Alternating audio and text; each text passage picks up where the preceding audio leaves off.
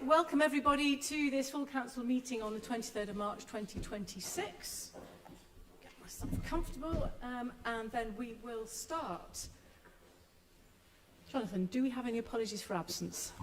Thank you, Lord Mayor. We've received apologies from councillors Judith Harley, Alex Hollingsworth, Anne Stairs and Diane Regisford. And I note councillors Hosni Jafai Marbini, Amal Latif, Ajaz Rahman and Ed Turner will be late. Thank you very much. Any others? Actually, Councillor Henwood? I think Councillor Aikman is going to be late as well, Chair. Thank you. Councillor Smoten? Thank you, Lord Mayor. I have late-breaking apologies from Councillor Jupp due to an exam which has run on late, and for Councillor Altaf Khan due to illness. Thank you. Best wishes to Councillor Altaf Khan for speedy recovery. Councillor Brown? I don't think I heard Councillor Tiago Correa's apologies mentioned there, but I believe we need to offer them as well. Thank you. Yes, I think he's got childcare issues. Yeah. Thank you. Okay, so that is all apologies. Next is declarations of interest. Any councillors have an interest they wish to declare? Yes, Councillor Jarvis. This is not a pecuniary interest, but in the interest of transparency in relation to motion C, which explicitly mentions Unite the Union. I'm a member of Unite, and just making that declaration in the interest of transparency. I don't have any decision-making power or formal role within Unite. I'm just a lay member. Thank you. Any others? Councillor Tino? Ditto, Lord Mayor. So a number of councillors declaring an interest. Well, not an interest, but are members of Unite. Good. Thank you. Moving on to item 3, minutes of previous cabinet meetings held on the 26th, no, sorry, just of council meetings held on the 26th of January 2026 and the budget meeting on the 23rd of February. Don't know if that's mine.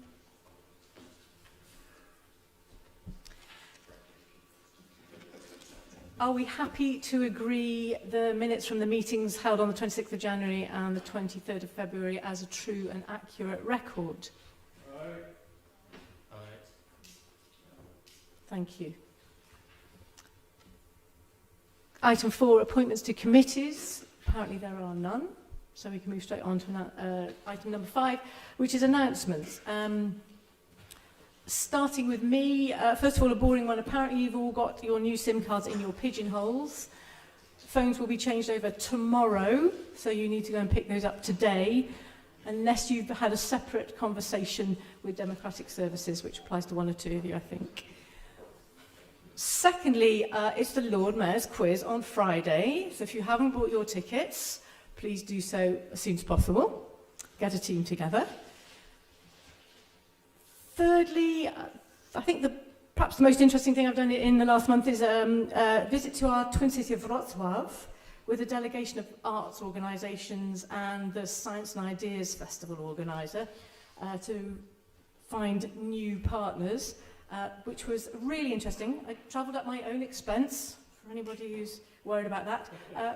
But we were very well looked after.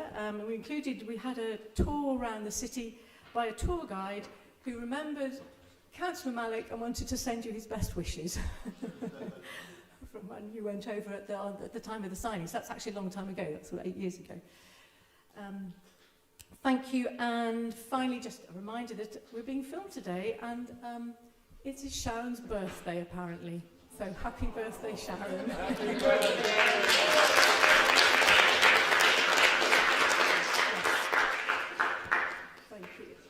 And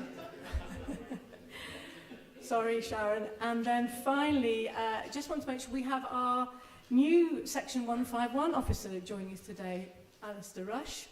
Welcome. Very good to meet you. And I hope you're going to enjoy this taste of what's to come for you. I could once again say goodbye to Nigel, who has had had numerous plaudits, and just once again, we are incredibly grateful that you've given so many years of service, looking after us, keeping us on the straight and narrow, and the city has an awful lot to be grateful for. Yeah.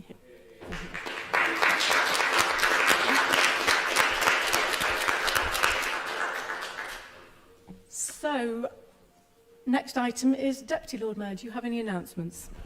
One, actually, Lord Mayor.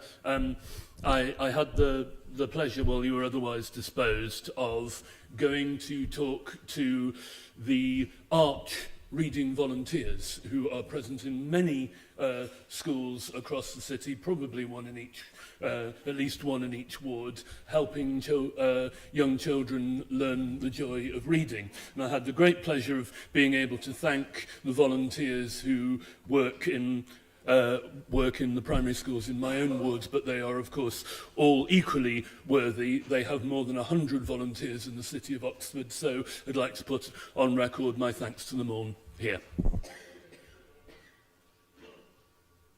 Thank you very much. Sheriff, do you have any announcements? Yes, also just one, probably less worthy or constructive than the Deputy Lord Mayor. As you know, because you were there, Lord Mayor, I had the pleasure and honour to preside over an admission ceremony of 9 new freemen during the week, which was a very enjoyable, if slightly weird ceremony, which was a very enjoyable evening. And the good news for members is that I made them swear not to purloin any tallages. So if any of you have any tallages, you can sleep easy in your bed. Thank you. It is a very unusual ceremony. Item 4, Leader of the Council. Do you have some announcements to make?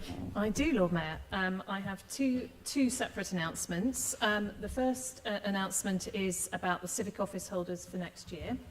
And I'm delighted to announce that, subject to the normal process of running down the list of people who are have had long service and are willing to do it and able to be supported, we have come up with Councillor Choi Mong Konge for Lord Mayor for next year. So delighted to announce that.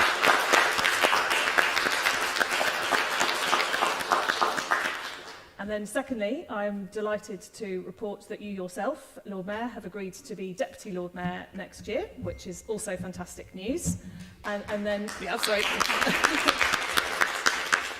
And then finally, Councillor Linda Smith has kindly agreed to be Sheriff next year. So those are our 3 office holders for next year, subject to the normal process of the annual council in May. So thank you all very much. I am also wanting to make an announcement about the UPP, which I know a number of councillors will be very concerned about. So I thought it would be helpful to make a statement on behalf of the council. So members of this council will be very aware of the campaign to save the UPP, and I wanted to make this statement on behalf of this council about that campaign. The UPP is a great Oxford success story. It's been rescued several times and is a much-loved, beautiful building, but even more importantly, it's a great community resource. Since 2022, the UPP is a community-owned, independent cinema, and after a successful campaign in which over 1,200 local investors bought shares in the Ultimate Picture Palace Community Cinema. The beautiful historic Art Deco building dates from 1911, and it still has the original box office window that opens onto the street. It shows an eclectic mix of independent, mainstream, foreign language and classic films, and is unlike any other cinema in Oxford. It is community owned, and it has been listed as an asset of community value since 2025, and since 1994 it has been Grade 2 listed. I think it's worth quoting some of the wording from the Grade 2 listing on Historic England's website. Historic England, the chair of which body is Lord Neil Mendoza, Provost of Oriel College. The facade, this is the quote from the Historic England, the facade demonstrates the simple layout adopted in early English cinemas of a central external pay box flanked by an entrance and exit door. This example with Roman Doric columns supporting frieze and segmental top fascia board. The interior with simple panelling, once typical of early cinemas. These once common buildings were so primitive as to now be rare.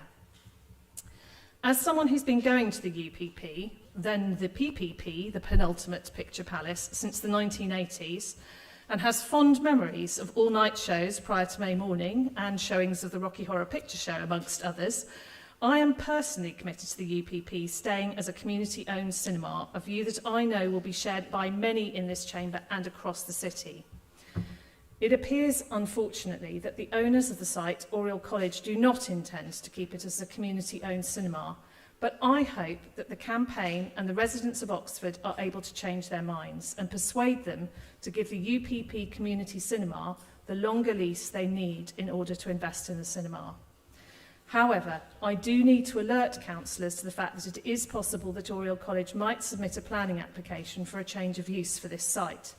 If they do, for any members that sit on or maybe substitutes for planning committee or planning review committee, it is important to be mindful of whether support given to such campaigns will prejudice or be perceived to prejudice the open-minded assessment of any future applications. I do not want a situation where we are not able as a council to determine such an application. Finally, this council wishes the campaign every success and hopes that the UPP has a long and thriving future in Oxford. Thank you. Thank you very much, Councillor Brown. Turning to the Chief Executive. No announcements. Chief Finance Officer. Okay. Monitoring Officer. Any announcements? In that case, I'd like to invite the City Rector to say a few words. Thank you so much, Lord Mayor. Thank you, everybody.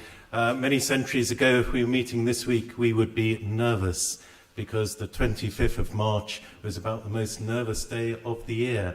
And that was when tenancies stopped and began, when people were hired and fired, and nobody really knew where they'd be in the next week. Forgive a slightly light entry to what will be a little bit serious in a moment. It was also the 25th of March until 1752. It was the beginning of the new year. And it was only after that was changed to the 1st of January. I'm very conscious, councillors and many who are watching this evening, that we are so aware that across the world so much sadness and so much evil is happening and has happened in recent times, affecting all ages, children and adults and everyone. And our thoughts and good wishes and prayers are very much with them.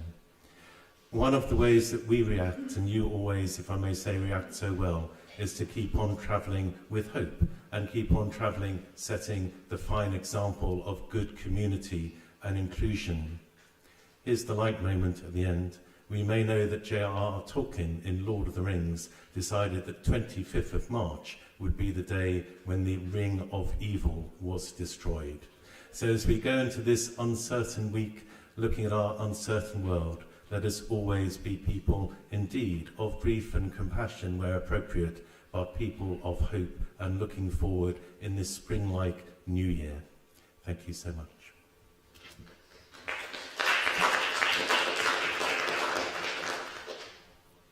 Thank you very much. Something uplifting for us.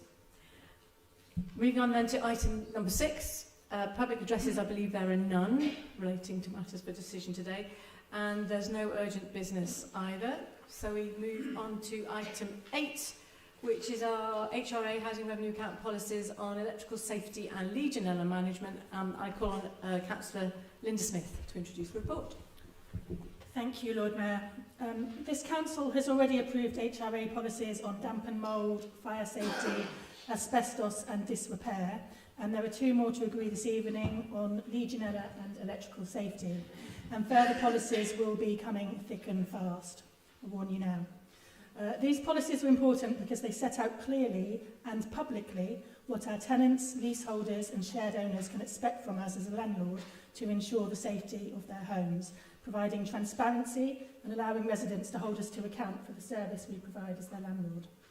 This council takes the health and safety of our residents extremely seriously, and we are working hard to put everything in place to meet the new rigorous high standards required of us by the regulator of social housing.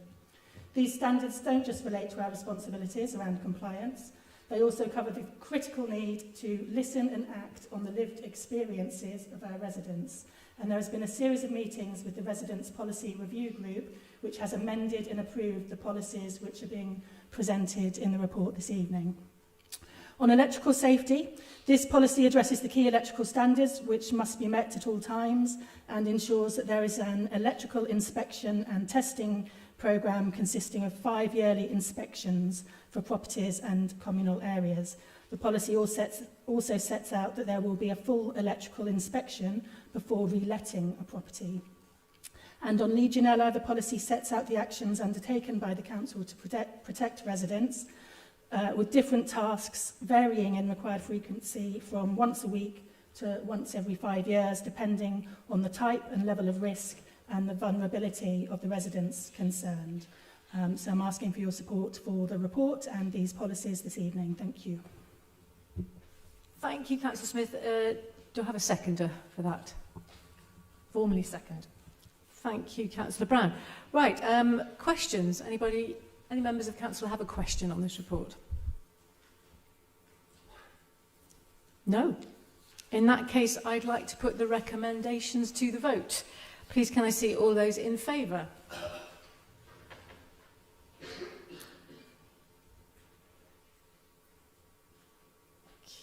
Okay, can I see any of those against? And abstentions? Thank you, that is clearly carried. So those recommendations are agreed. Moving on then to item number 9, which is the allocation scheme review. Once again, asking Councillor Linda Smith to introduce it. Thanks. Thank you. Oxford has a huge housing affordability problem, and we can see the impact everywhere, from potential first-time buyers priced out of our city, to those struggling with rents in the private rented sector, and of course households experiencing homelessness desperate to move on from temporary accommodation. Despite the ambitious programme of this council to build new council homes, demand for social housing is still significantly greater than the supply. We currently have over 3,900 households on our local housing register, so it's absolutely vital that the precious resource of genuinely affordable social housing is allocated both fairly and transparently, and that we are making the very best use of the housing stock that we have available to us. This policy is a result of a thorough review of the allocation scheme to identify improvements and updates based on examples of best practice and new legislation. It's been subject to consultation with council tenants, including prospective council tenants currently in temporary accommodation, other residents, and our partner organisations, including the local housing associations we work with. While improvements have been identified, we've been able to conclude that much of the existing allocation scheme is working well and is well understood. Therefore, it's recommended we stick broadly with the existing system, which has been operating successfully for some time, which, as you will all know, is based on choice-based lettings and 5 bands of housing need priority. There are a small number of areas which have been identified for change in order to better meet housing needs and make the best use of available properties. These are set out in a table on page 124 of our agenda, and I hope they will have the support of all members of the chamber this evening. Thank you very much, Lord Mayor. Thank you. Do I have a seconder? Formally second, Lord Mayor. Thank you. And any questions from members of council? Councillor Fowler. Yes, broadly we welcome this report, but there are a couple of points I wanted to ask about. Could the Cabinet member clarify how the proposed new allocation scheme fits in with the damp and mould policy adopted by the Council recently? In particular, I noticed that the word mould only occurs, I think it's twice in the allocation scheme. Well, we have a separate damp and mould policy where you'll find the word damp and mould repeated many times over. So if you have a look at that, you'll see how seriously we take damp and mould. Emergency cases, like severe cases, we are there investigating it within 24 hours. So it's something we take extremely seriously, even though it's only mentioned once in this particular paper. What I was asking about was the allocation scheme seems to me not to pay much attention to this policy, in that it's people who are affected by damp and mould are not automatically their allocation is not automatically increased in this document, it only refers to mould once, and then it talks about management action. So we don't want any properties to have damp and mould in them. If there is damp and mould in a property, we need to deal with it, regardless of who is living there. So what's important when it comes to damp and mould is keeping people safe. If they have to be decanted while work is done, then that will be done. But what's important is that we deal with the damp and mould and make sure anywhere where people are living is free of damp and mould. But you will see actually that this policy, one of the updates, does take into account sort of multiple factors for gaining priority. So, and that's a new thing. So if you take a look, previously you could only be awarded. There are only certain criteria or qualifications for getting priority that could be combined, but now there are more qualifications and criteria for gaining priority which can be compounded, and living in unsuitable accommodation at the moment could be one of those. Thank you. Sorry, I had a follow-on question. is it a different question? Because you've Yes, had it is. Yeah, okay, off you go. With the implementation of the Social Housing Act 2023, which came into force last year, with Phase 2 in 2026 and Phase 3 in 2027, will this have any effect on the new allocation scheme? Just checking, is that your last question? Yes. I will ask officers for advice on that and write to you, Councillor Fairweather, rather than give you an off-the-cuff response. Thank you. Councillor Miles. It's a clarification, please. There's a reference to where qualifying tenants living in social housing outside the city who work or need to move to Oxford to take up an offer of work, and if they are unable to do so, it would cause them hardship. So there's a point around that. And I'm just wanting to know how far away outside of the city do people have to be living to then have this clause applied to them? Thank you. I'm not sure that there's a hard and fast rule. I would imagine it's done on a case-by-case basis. But again, I will check that out and get back to you if that's okay, Councillor Miles. Councillor Rowley. Thank you, and my apologies. This all looks very good improvements to the scheme. I'm particularly pleased by the first one, which is, as Councillor Smith will know, I've raised with her before, so I'm very pleased to see that. On page 126, making the best use of family housing. I think we are simply making the policy more transparent here, but just for the avoidance of doubt, does that in any way change what our policy is towards families who have children between 18 and 22 living with them?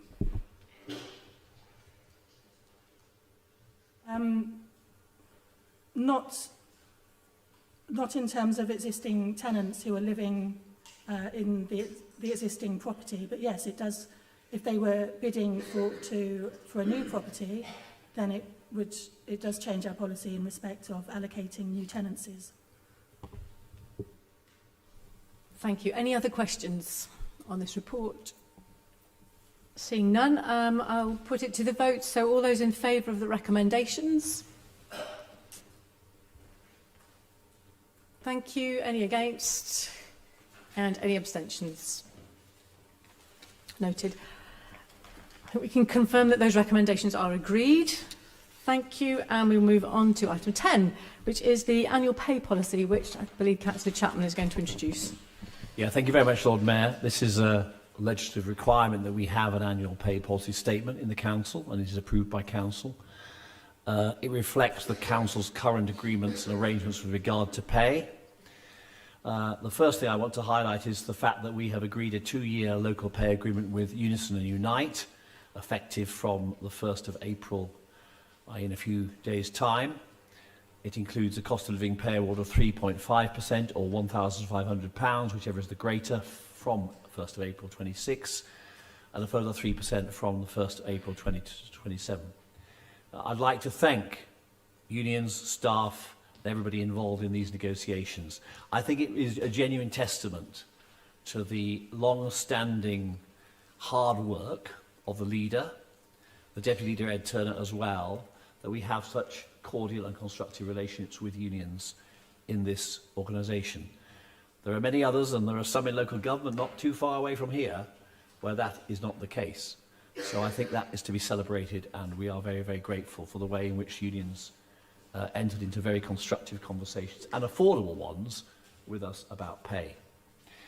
There are a couple of other points I should highlight. One is how staff progress to the highest point of the scale after a 6-month period. Again, this was agreed with unions in the last 12 months, has been implemented back in 2025.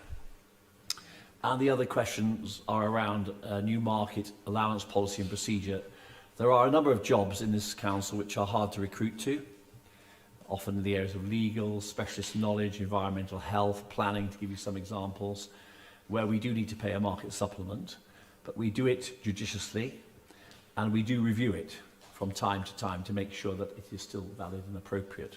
So this policy paper lays out exactly how we will do that. And finally, we should celebrate the fact that the Oxford living wage, which is set at 95% of the national London living wage, will rise to £14.06 per hour from the 1st of April 2026. Again, along with our constructive relations with unions, I think the fact that we have an Oxford living wage, the fact that more and more employees are taking it up, is a testament to our commitment to tackling poverty in this city, and we should be very proud of it. So on that note, I'm happy to take questions, and I commend the statement and the policy to the Council. Thank you, Councillor Chapman. And a seconder? Thank you, Councillor Arshad. Formally? I'm taking it, yeah.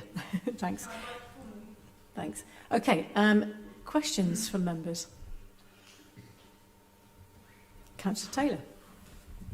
Oxfordshire County Council don't pay the Oxford living wage. As we're currently undergoing local government reform, what is being done to reassure workers in the event of a single council or unitary authority that they will not have pay cuts and be forced to be paid below the Oxford living wage?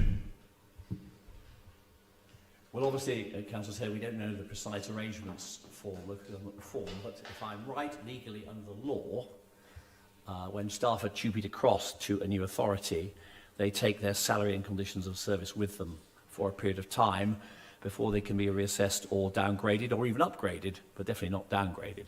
So I think we can take some assurance that all our staff in the City Council here, and also ODS staff who are also covered by this agreement, that their conditions of service and their pay in particular will not be damaged by a transition to a new local government reorganisation model.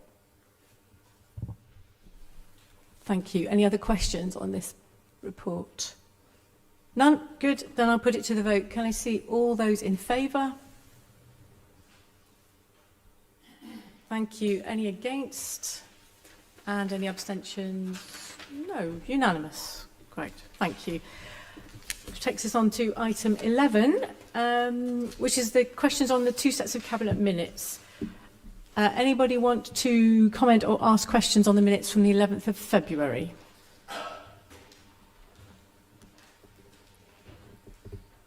No? Anyone have comments or questions on the minutes from the 18th of March? Councillor Smoten. Thank you, Lord Mayor.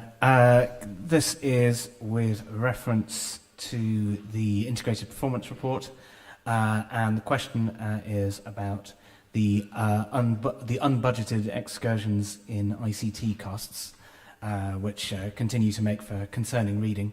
Obviously, the excursions themselves, but also the fact that they are unbudgeted. Can we be assured that we now have a handle on how our ICT costs are expected to evolve over the medium term? Thank you very much, Councillor Smoten, for that question. The cause of the unbudgeted overspends are in 4 areas, basically. First of all, the biggest element by far is the response to the cyber incident last year, which was obviously unpredictable. And as anybody who knows anything about this area knows, that actually costs can rack up pretty fast when you need to respond quickly to a cyber incident of the kind that we had. I'd be very surprised if anybody in this chamber begrudges that spend, because it means that our systems are safer and better than they were before. A report will be going to Audit Committee in April with all the background to that particular incident and the costs associated with it. There are extra costs around movement to the cloud of our server structure. That was successfully completed last week, so that's a one-off cost which will not occur again next year or in the years ahead. We've had a small extra cost around telephony because the original new supplier of our telephony contract was found not to be appropriate. Therefore, we've had to run double systems for a while. But again, that is a one-off cost that will not appertain next year. And finally, like all large organisations, we are somewhat at the whim of suppliers and those who provide our licences. We can't always predict the costs, and we've had to pay some extra funds in that area. I suspect that will be ongoing because we are entering into 1, 2, 3 year arrangements around those particular licence costs. So unlike the others, which hopefully be one-off things which will not reoccur in the new financial year, that one is with us. But I think in that sense, we're in common with many, many organisations at the moment. Thank you. Thanks. Any other comments or questions? Yeah, Councillor Turner. Hello.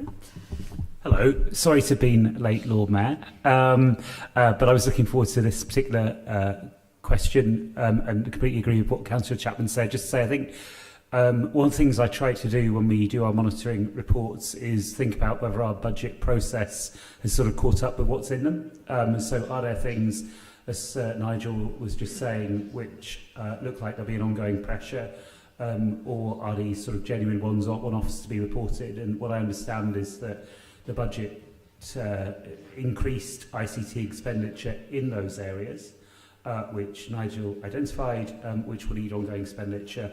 And much the same applies, for example, for the sort of temporary accommodation side of things as well. So, you know, I feel okay with the budget that we've set going forward, and these should be one-off. Thank you for that addition. Any other comments or questions? No, good. Okay, we will then move on to item 12, which is the questions on notice to Cabinet members. And we are going to start with those to Councillor Brown. As you know, for each question, the councillor posing it has a chance to ask a supplementary. For SB1, starting with Councillor Brown, so Councillor Stairs isn't here, but there was an indication that maybe supplementary. No. Okay, moving on to SB2. Councillor Muddiman, do you have a supplementary? Thank you, Lord Mayor.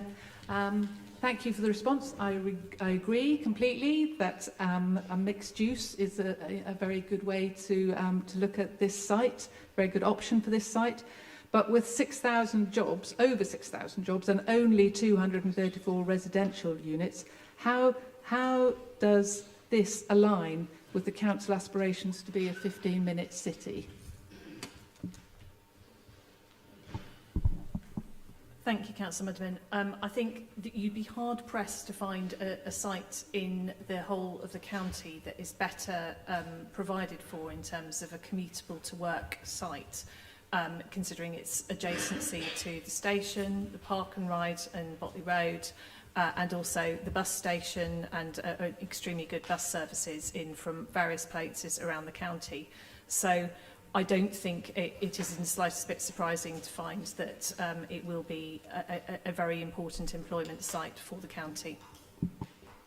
Thank you. Okay, question SB4. Councillor Gant, do you have a follow-up? Yes, please. So, apologies, Lord Mayor, are we not on SB3? Well, yes, we are. There's a slight typo in my agenda. SB3. Wishful thinking.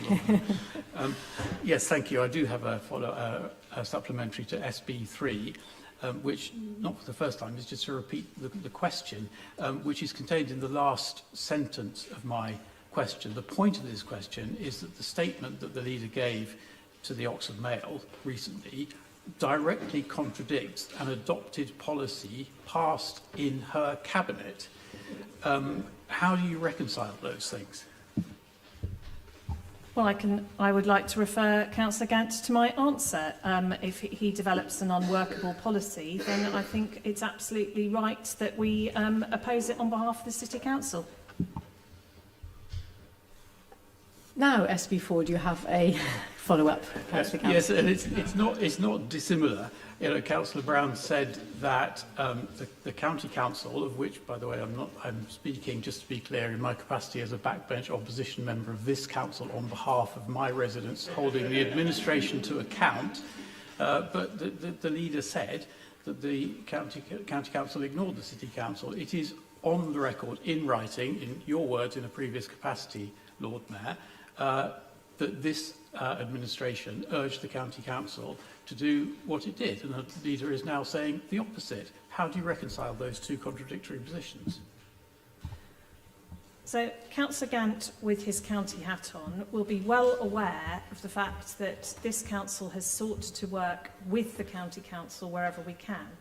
And it is absolutely true to say that in the past we have had good working relationships with county councillors on transport policy. Regrettably, that has not been the case recently. And although we have tried really hard to come up with common policies across our two councils, that has not been possible. And in the interests of representing people in this city, businesses and residents, and making sure that their views are being heard, we have had to disagree with the county council and a number of their policy implementations in recent years. We have done so, and we have done so again with the introduction of the congestion charge, something that wasn't even discussed with us before it was introduced. Thank you.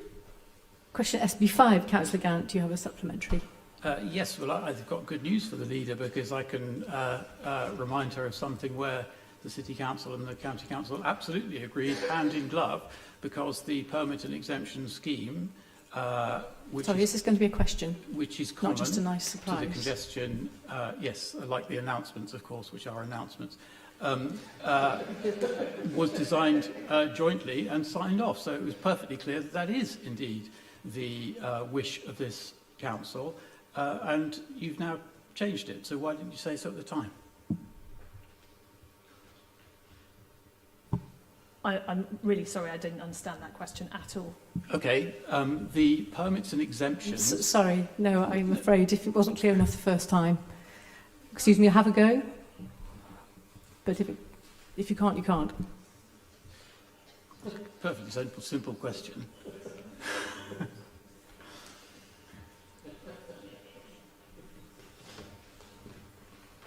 All right, we'll move on.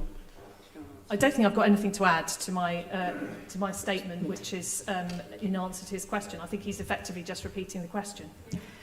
Okay, thank you. So, question SB6. Councillor Gant, do you have a follow-up? No, you'll be pleased to hear I don't. Indeed. SB7, do you have a follow-up? Yes.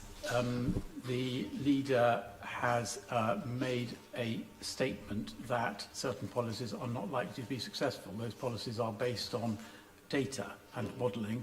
What modelling did she use to base her analysis on?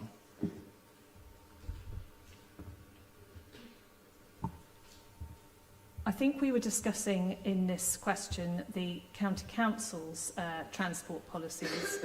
I find it slightly surprising that I need to remind Councillor Gant that at the moment this council is not the transport authority and therefore isn't making transport policies and doesn't provide evidence bases for transport policies that it is not making.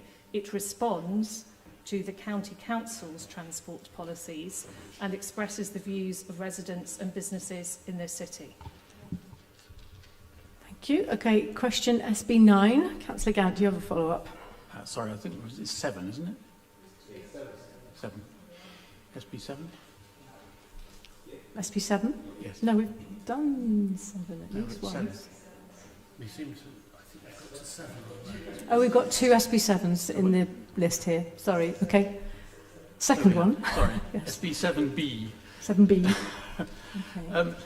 Yes, well, again, good news that the councillor says that she responds to proposals from other bodies and the basis on which they are projected. So I'll once again repeat my question. Does the City Council welcome the projected reduction in casualties by 28 per year as a direct result of the congestion charge and traffic filters? Of course, I would welcome any reduction in the number of casualties on our roads, but I am also aware, as I have expressed in my answer to the original question, that there is considerable doubt that has been expressed about the robustness of the projected data within the report that he talks about. And indeed, I have to say, I don't really understand what it is based on, other than wishful thinking. So I personally will wait until we've heard about real reductions, and at that point I will absolutely welcome them. But those will only be measurable over time, rather than projections based on very little. Thank you. Then are we on SB8 now? Good. Okay. Do you have a follow-up for that? Yes, I do. Thank you for the answer, which unfortunately shows a bit of a misunderstanding about what the traffic filters which Cabinet endorsed do and why they are designed in the way that they are, which is disappointing but probably not surprising. But in this case, you know, this council has proposed a new policy of giving exemptions to a large number of people. So I assume that a responsible council would not adopt a policy of that position, like that, without modelling it or testing it. Did you do that? What did the modelling say? I refer the councillor to my previous answer. Right, moving on then to SB9.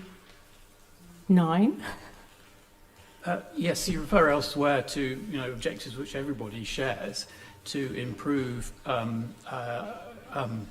bus services, and you talk about targeting things like fares and routes and timetables.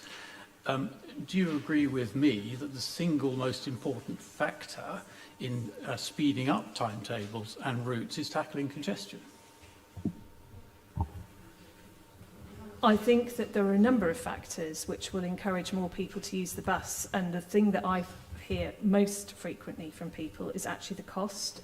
So I think that the significant problem with the cost of bus fares, particularly for families, and I do think that it's extremely regrettable that the County Council have chosen to only subsidise people outside the city, therefore those people using the park and ride with free bus travel, and not anyone who actually resides within the city. So that would be my answer. Thank you. Question SB10. Councillor Gant, do you have a follow-up? Well, yes, just to say that, of course, I'm very well aware of where the boundaries of the City Council are, but does the leader accept that when she was asked this directly by the Oxford Mail, she wasn't able to say what boundaries were being used for her definition of residents of the city? Was there a question in there? Yes, it was, does the leader accept that the answer she gave here is not the one she gave when she was asked the same question by the Oxford Mail? I frankly don't remember what the question I was asked by the Oxford Mail, because I get asked a lot of questions by the Oxford Mail, but what I am sure I would have said is that we are not in the business of making transport policy for an authority that does not exist. So what we are doing is responding to the County Council's transport policies on behalf of the existing City Council. Question SB11. Councillor Gant. Yes, this is an important one, Lord Mayor, so thank you for the opportunity to ask a supplementary. At last, having asked this many times, I now have it in writing that the Labour group of the City Council and the Labour group of the County Council don't talk to each other and don't agree their policies, which has been obvious for years. Sorry, you're getting very political here, and that's not. We're not actually making a question here. So we'll probably have to go on to the next one. Thank you. Sorry, I'm being told we should move on to the next one. So we will move on to. I'm just going to ask the monitoring officer. Councillor Gant, you can ask your question, but as we have discussed prior to council, it must not relate to political parties specifically. So feel free to direct a question to the leader as leader of the council, but it is not the place to be asking things of political groups. Okay, Councillor Gant, do you think you can ask a question that follows those rules as your follow-up for SB11? Yes. Will you instruct members of the administration and its supporting backbenchers to wholly and solely support the policies of this council? Sorry, what? Sorry, which question are we on? SB 12? 11. 11, sorry, right, okay, 11. I don't instruct anybody in this chamber. That is not my position. I represent this council in various different ways. I speak for this council in various different ways. I speak for the residents of Oxford in various different ways, but I don't make it my business to go around instructing members. Thank you. Okay, question SB12. Councillor Gant, do you have a follow-up? I've tried, so no. Okay. Thank you. And SB13. Yes, now this is another important one. Congestion reduction underpins the introduction of the wonderful fleet of 172 buses on our streets. That congestion reduction is delivered by the policies that this administration has chosen to oppose. How do you reconcile that policy with that fact? I refer Councillor Gant to my response to his question, which is that his administration on the County Council have chosen to impose the congestion charge on the City of Oxford, and they took no account of the views of the City Council, residents or businesses in Oxford. Right, question SB14. Councillor Rawle, do you have a follow-up? I do, thank you. Firstly, to say thank you, but an update, the works have now taken place, but I think that residents would still be really grateful if the leader of the council would be still willing to write to Thames Water just to raise the amount of time that residents are waiting, not having clear, reassuring updates, and to raise in general resident concerns about repeated pipe leaks in this area and across Oxford and the impacts that might have on their lives in the worst cases. I'm happy to do so. If there's anything further that you want me to include in that letter, then please let me know.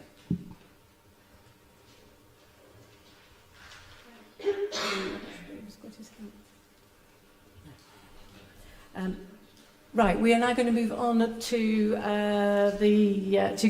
questions to Councillor Turner, our Cabinet Member for Finance and Asset Management. We have two. ET1, Councillor Rossmith, do you have a follow-up? ET2, Councillor Fairweather, do you have a follow-up? Since November, are we to believe that only an additional £7,000 has been spent? The many videos of the leader extolling the virtues of the Three Council scheme must have used all of that £7,000, surely, not to mention the amazing wallpaper on council laptops. I request that the Cabinet Member produce a proper and audited list of expenditure for circulation to all members of this council.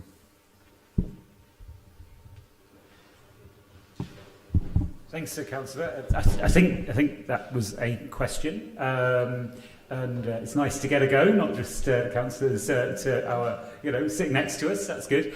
So first of all, thanks for the compliments as well about the campaign. I mean, I absolutely concur. I think our officers have done a really, really good job drawing attention to this. A lot of people stop me in the street and say, hey, Ed, what's going on? What's this all about local government reorganisation? And something which could easily have been, an abstract government consultation has instead really been brought to life. And I have to say, as someone who's a bit of a social media Luddite, I think, the way this brilliant team of officers has been ahead of the curve in understanding the potential of new technologies and how to communicate with communities has been terrific. So although I'm not sure that was quite the thrust of the councillor's question, I would put on record my appreciation for it. In terms of a breakdown of expenditure, sure, I mean, that, of course, breakdown of expenditure can be given.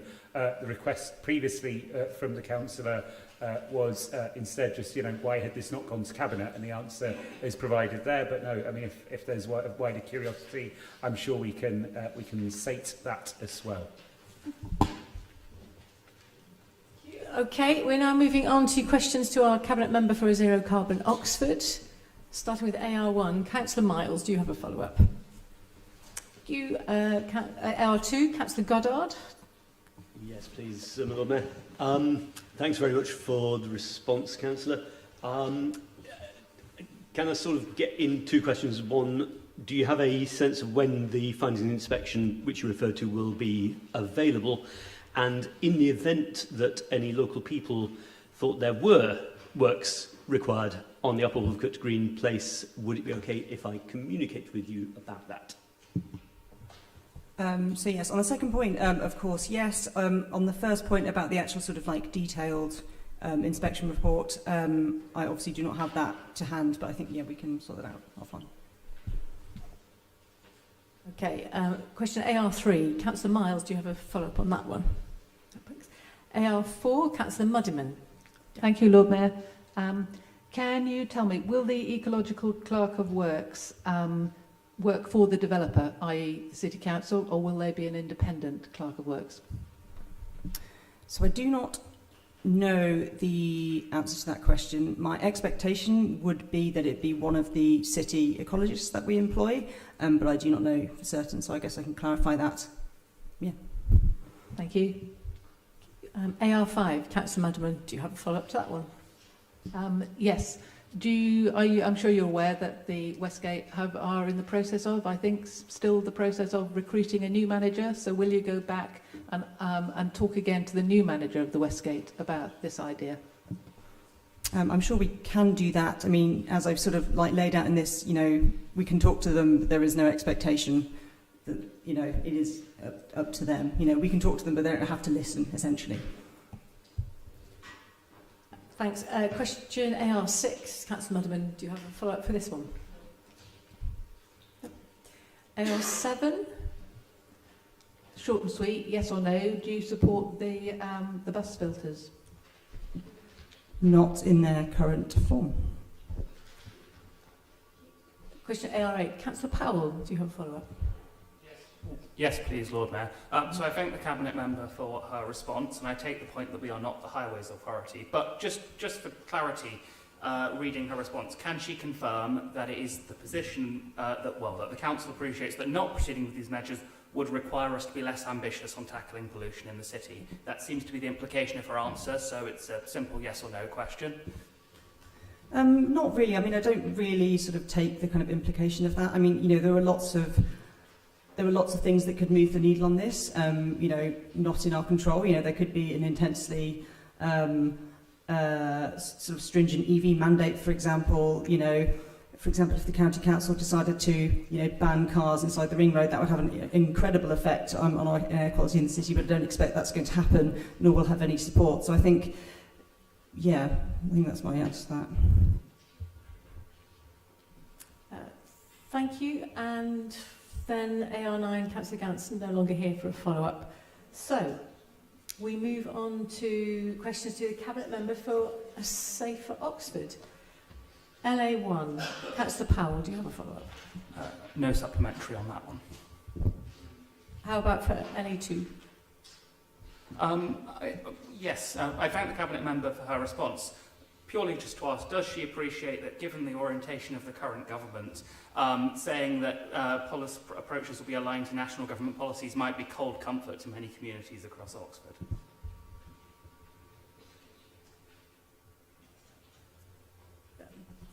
That's over to you, Councillor Arshad.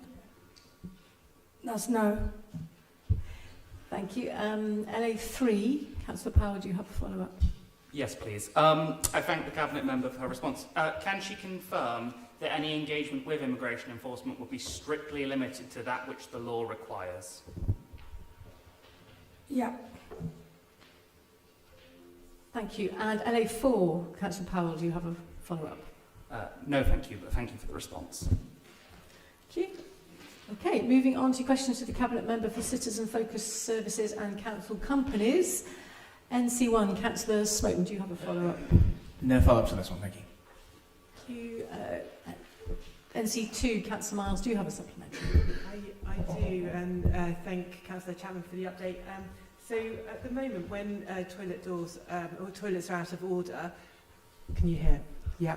So when the toilets at Diamond Place are out of order, of which there are a number that you refer to in your written response, the ODS place a sign on the door using sticky tape. After having got the NAPID Forum to repaint the toilet doors fairly recently, this is causing significant damage to the paintwork, and I know eventually these will be replaced, but could you please explore with ODS whether they could find an alternative, less paint-destroying approach for the toilet signage where they are saying it's out of order, please? Thank you. That's a very interesting question, and I will be exploring it with them tomorrow, now that you've asked me to do so, as I have a meeting about a whole number of things with them. Thank you. Moving on to NC3 then. Councillor Kerr, do you have a supplementary? Yes, please. The question was about new bin lorries in a kind of, and lorries in procurement, and the answer is about existing stock. So I just wanted to kind of clarify whether we have any, legislation, rules, perspectives as to when we are procuring new HGVs, as to whether they should have vision standards that will mean that they won't effectively kill cyclists. So that's the question. I just think the answer doesn't quite match the question. So it's a procurement question, not a what do our existing bin lorries do question. Make sense? It makes sense. I think it depends on how you interpret all ODS bin lorries are fitted with. That means now and in the future. Okay? That's the way I read it to mean. So we will always want to comply with the highest standards. They're very, very conscientious about this. If standards change, and hopefully they'll get higher and better, then any new lorries and existing ones, we will be endeavouring to make sure that it complies with them. Can I clarify the direct vision point or not? Sorry? Because MOIS isn't the best standard. Direct vision is the London standard. No, you can't. Sorry. Okay. Thank you. I'd like to separately. Thank you. Okay, then moving on to NC4. Councillor Powell, do you have a supplementary? Yes, please. I thank the Cabinet Member for his response. I'd just like to flag specifically that the out-of-order facilities include the accessible facilities at Mansell Way. As a council committed to inclusivity, would he undertake to prioritise looking specifically at that one of the facilities? I appreciate the general point and all of the difficulties, but I do think that's important to flag as a particular issue. Yes, in the word. Thank you. Okay, question NC5. Councillor Powell, do you have a supplementary on this one? No, thank you. Okay, NC6. Councillor Rule. No, thank you. Right, then we're moving to questions for the Cabinet Member for Planning and Culture, who is not here. I think Councillor Brown will attempt to answer any supplementaries that come. So, AH1, Councillor Mundy, do you have a supplementary? Yes, I do. So, who's answering this question, sorry? Okay, thank you. So I hope you can answer this question. So I've got it on good authority that almost none of the recommendations for ideas to increase revenue were given resources to trial them. My question to the Cabinet Member, so this includes room hire, pay what you can, that's in donations both at the shop but also in ticketing, audio guides and activities including soft play and games. Now, my question is, if no resource is given to these ideas to increase revenue, then how can the Cabinet Member state that ways of increasing revenue were trialled and given a fair trial? And if resource was committed for ideas, which ideas specifically were resources committed to? Thank you. I think I would have to give a written answer to that question because you're introducing information or allegations, at any rate, that I am not familiar with. So I'll get you a written answer to that question. Thanks. Okay, AH2, Councillor Mundy, do you have a supplementary?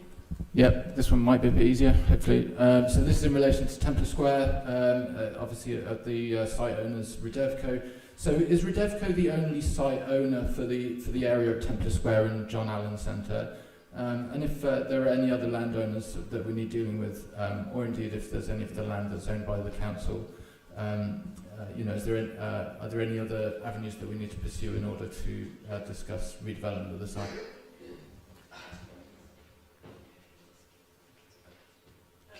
So the City Council is the leaseholder, but or the owner, but Redevco are the main people that we are talking to about the site.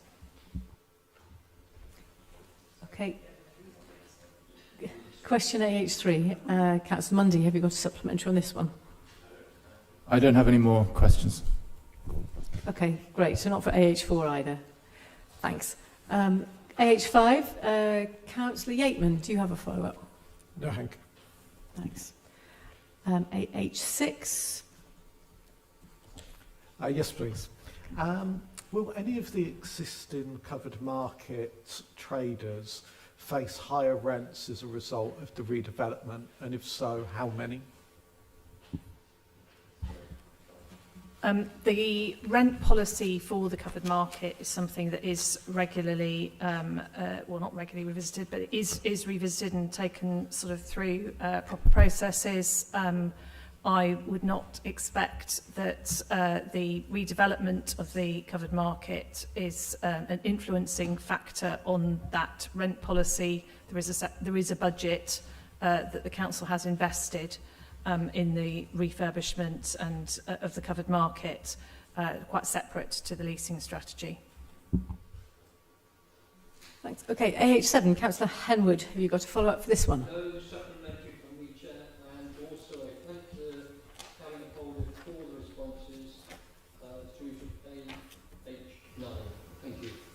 Great, thank you. Okay, so we go straight on to AH10. Councillor Kerr, do you have a follow-up?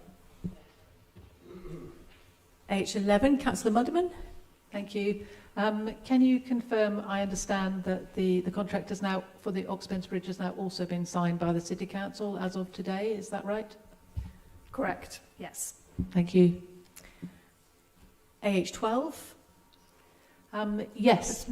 The question asked for evidence about demand for life science buildings, and the response says that there is considerable demand for new space. Could we have a little bit more? Considerable is a little bit vague. Could we have can we have some numbers? I think the response refers you to the Oxford Employment Lands Needs Assessment, which sets it all out.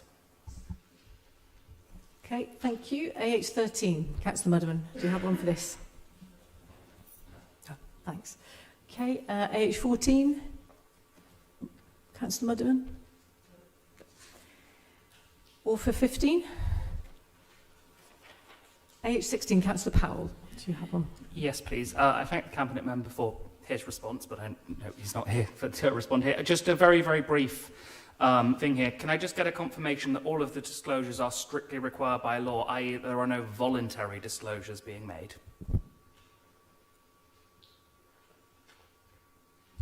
I'd have to get you a written answer to that one. I'm not sure that I can give you that without checking. Thanks. We've got to follow up on that then. AH17, Councillor Powell. No, thank you, and no, thank you for 18 as well, but thank you for the responses. Great. AH19, Councillor Rule. No further questions, also all the way up to AH24. Thank you. AH25 then, Councillor Robinson. I was going to ask one, but it's a detailed one about the budget, so I'm not sure if Councillor Brown will be able to answer it. Therefore, yeah, but thank you for the responses. Okay, thank you then. We will move on to questions for the Cabinet Member for a healthy fair at Oxford and our small business champion. So CM1, Councillor Fairweather, do you have a supplementary? Sorry, just let me catch up with the... About basketball courts.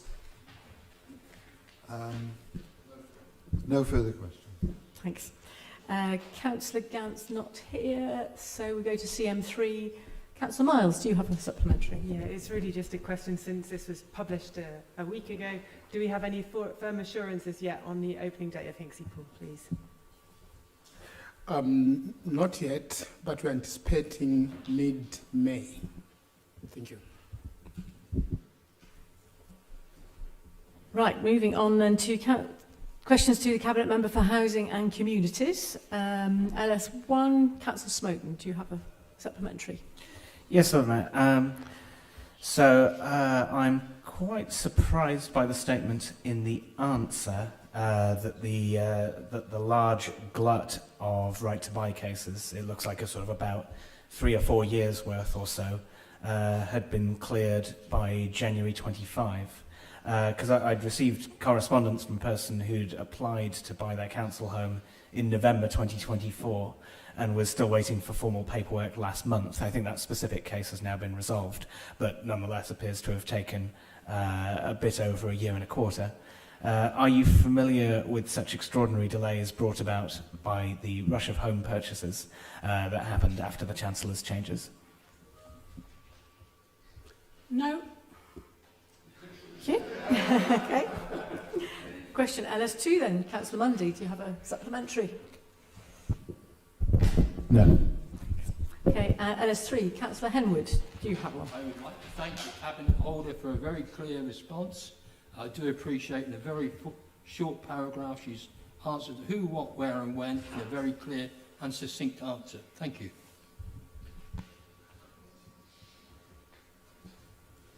Councillor?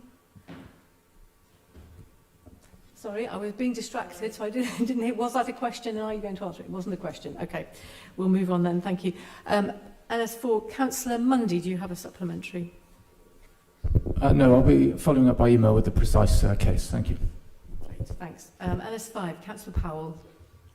No, and similarly not for 6 either. Thank you for the responses. It's good to hear.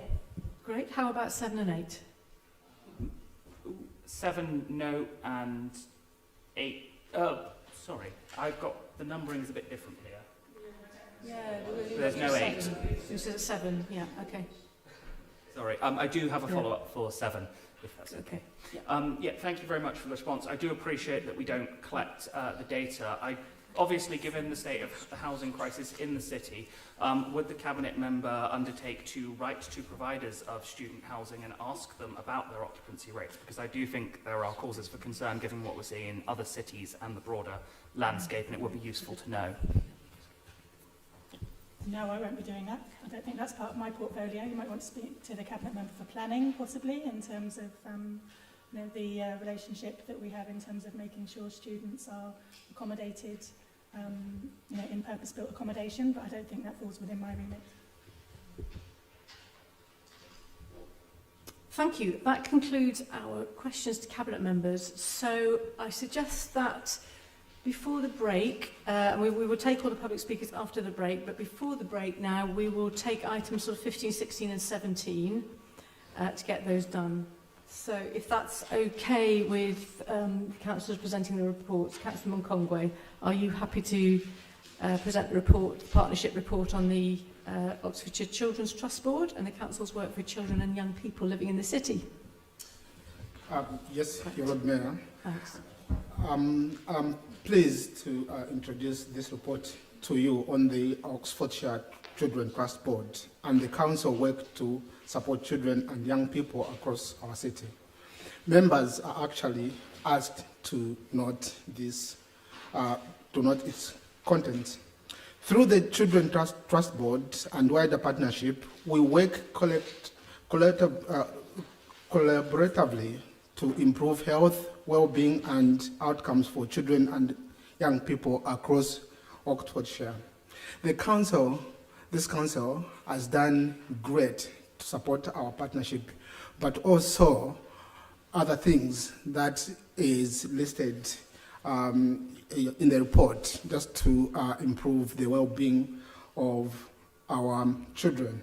The council strengthens local partnership, invests in youth funding, and delivers inclusive leisure and play opportunities. And of course, supports education and community programs to help young people thrive. However, there's a key challenges that remains: improving the send services. Obviously, we as a city council and other district councils that are members of the Children Passport, we are doing our utmost best to help our partners to improve their send services. So I recommend this report to the council to note it. Thank you. Thank you. Do we have any questions? Perhaps for Turner. Actually, it was more of a comment, if that's all right. Yeah, but no, thanks for. I'm grateful to JB for tabling this. I mean, maybe just to mention, I was the only councillor there. We had a wonderful 15th birthday party of Rose Hill Junior Youth Club on Saturday. Absolutely lovely, teaming in the community centre, and that's been an organisation we as the City Council have supported over many years financially and in kind, and it's linked really, really well with Youth Ambition, which is such a positive thing.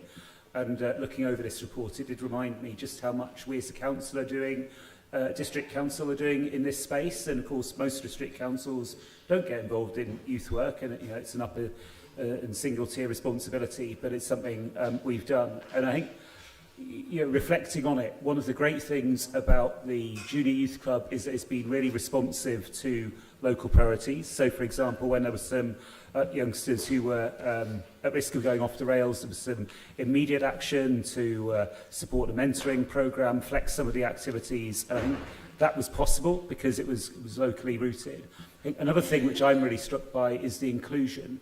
And that means they work really, really hard to include children who might have additional needs and try and be as supportive as they can there.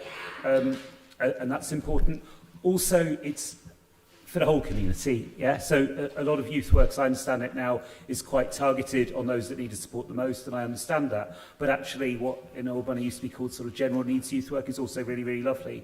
It means that youngsters from a range of backgrounds get to come together and play, and it's absolutely glorious. So I'm really, really glad we're in that space. And if I had a question, it would be whether Cheve sees any sense that there will be more opportunities for that general needs youth work from the County Youth Service, as well as some of the targeted stuff, which quite understandably it does. Yes, thanks, Ed. There will be more opportunities. I think it also highlights this as an example of the Youth Hub, where we could work in partnership with the council and the other partners to deliver that. So we're always open for opportunities, and I believe genuinely if we put our minds to it, there are more opportunities to come. Thank you. Any other questions on this report? No? Great, then I'm just asking you to... Oh, sorry, Councillor Miles, yes. Thank you. I noted that the Parks and Accessible Play features as a section within the report, and I just wondered whether in future versions of this you think it would be possible to provide an update to the city centre playground proposals going forward. Thank you. Yes, we will. Obviously, I did work closely to this, including the Lord Mayor, first when it was brought to our attention, but obviously we'll keep this. It's a rolling work between different partners, as you know. So yes, we'll keep an eye on it. Thank you. Thank you. Okay, any other questions? No, then please I'd just ask you all to note this report, and we'll move on and ask Councillor Brown to introduce the report on the Oxford Strategic Partnership. Yes, thank you very much, Lord Mayor. And first of all, I'd like to thank officers who pulled the report together, but I particularly wanted to thank Paul James, the Chief Executive Officer of the River Learning Trust, who has been very ably chairing the Oxford Strategic Partnership for the last few years. And also to all of those people from many different organisations around the city and indeed the county who give up their time to form part of the Oxford Strategic Partnership. It's been going a long time, but it does regularly review its priorities. And essentially, it's there to kind of support support the work of the City Council, but to make sure we are reaching out into those other partnership organisations and helping, allowing them to help us and us to help them to deliver the City Council's priorities. The report sort of sets out what the OSP does and indeed what it has been doing most recently last year. So it's important, I think, to remind people here, if they weren't already aware, that it has 4 subgroups which are focused on economic development, stronger communities, zero carbon Oxford partnership and safer communities, and you can see that those fit well with the Council's priorities. So the Economic Development Steering Board subgroup has brought together business and has enabled business to really be an important partner in working with us on our economic strategy, and that's been really important to us. The Stronger Communities subgroup has been going a very long time, and it brings together all the partners that you might hope that would be working on stronger communities, from OCVA, the County Council and Public Health, to try and make sure that we are working together to develop stronger communities and address inequality and poverty, and also to focus on health and well-being. Zero Carbon Oxford Partnership subgroup was set up as a result of the Citizens' Assembly on Climate Change, and again, it's showing this council leading the way.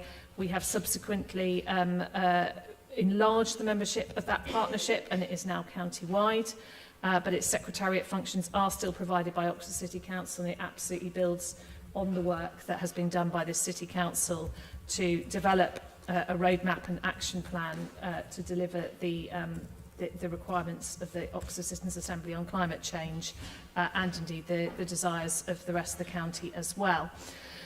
Safer Communities subgroup has also been around for a very long time, and we've had separate reports, I think, on that to this council. And I'm sure that the budget that we agreed in February will be very welcomed by that group, by the fact that we are introducing community wardens back into the city. And I think, tackling not just crime but antisocial behaviour remains a focus of this council, but also that subgroup. So I think that is probably all I want to say at this point. Happy to do my best to answer questions, but I am very happy with the work of the OSP, and as I said, would very much like to thank them.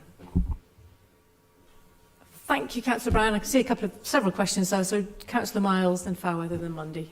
Thank you. So I note that there's a budget assigned to this, which is £6,320.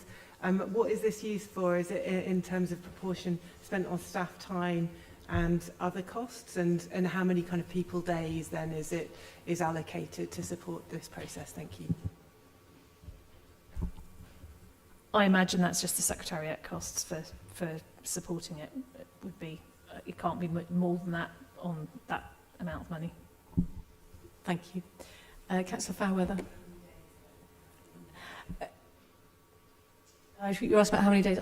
I'm sure Susan's not going to be able to answer that. We can follow that up, get that to you. Councillor Fairweather. Thank you, Lord Mayor. Where does the Oxford Strategic Partnership fit with the Oxford Growth Commission, the Oxford to Cambridge Growth Corridor and the Greater Oxford Development Corporation?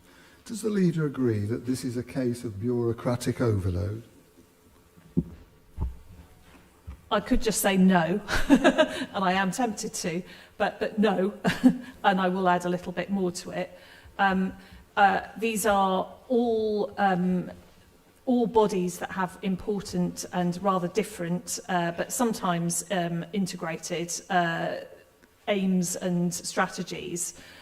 So the Oxford Growth Commission, for instance, reports into the OSP, or certainly reports to the. It's not formally reporting, but there is conversation, shall we say, between the Oxford Growth Commission and the OSP. They take an interest in the work of the Oxford Growth Commission. The Oxford Growth Commission recommended, or is likely to recommend, the Oxford Development oh, I've got what the word is now. Sorry, tired. Commission. So that is something that we will see whether what comes forward in terms of plans for that over time. But it is going to potentially be an important part of the developing of Greater Oxford, and the in its widest possible sense.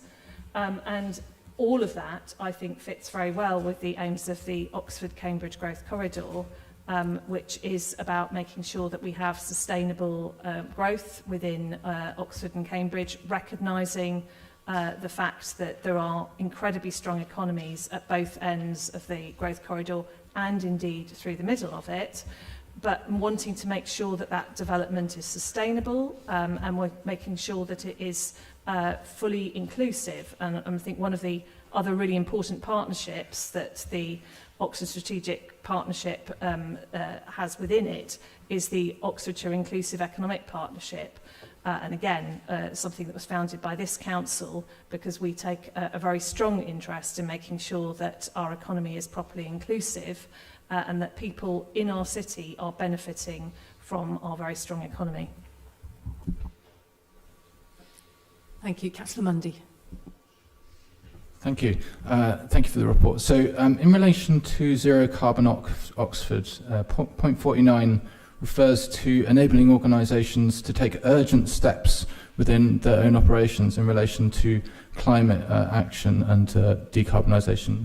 I just wonder if the Cabinet member can explain whether the Council under the Labour Group is setting an example in that regard when it comes to their own policy and their own dialogue as to what our local authority can be doing and what we can be supporting to decarbonise and have a zero carbon city. Thank you.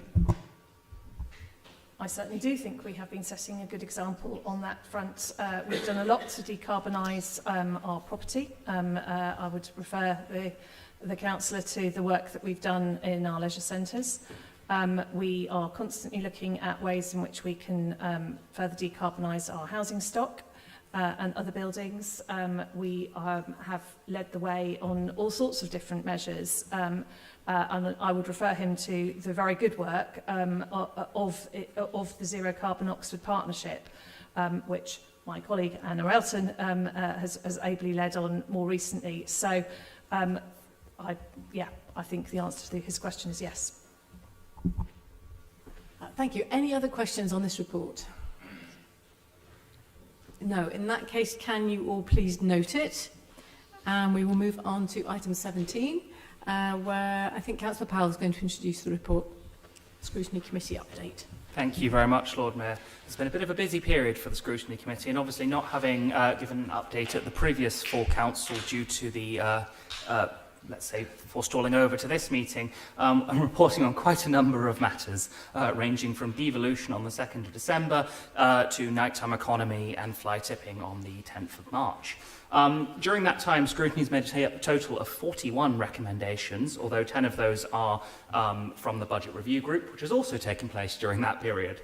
24 of these were agreed by Cabinet, 7 were partially agreed, and 5 were not agreed.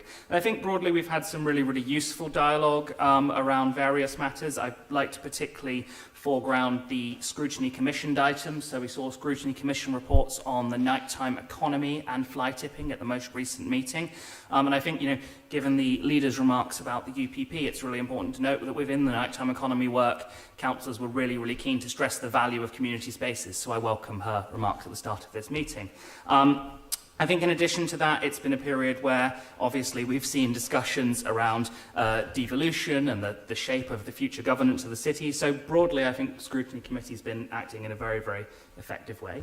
I'd like to take this opportunity at the last full council meeting of the municipal year to say a really sincere thank you to the officer team. So particularly to Celeste and also to Hannah and Jonathan. And obviously there will be a firmer report at the annual following following the annual council, but still, I felt it was really, really important to say. So thank you all for all of the support. I know how busy it's been.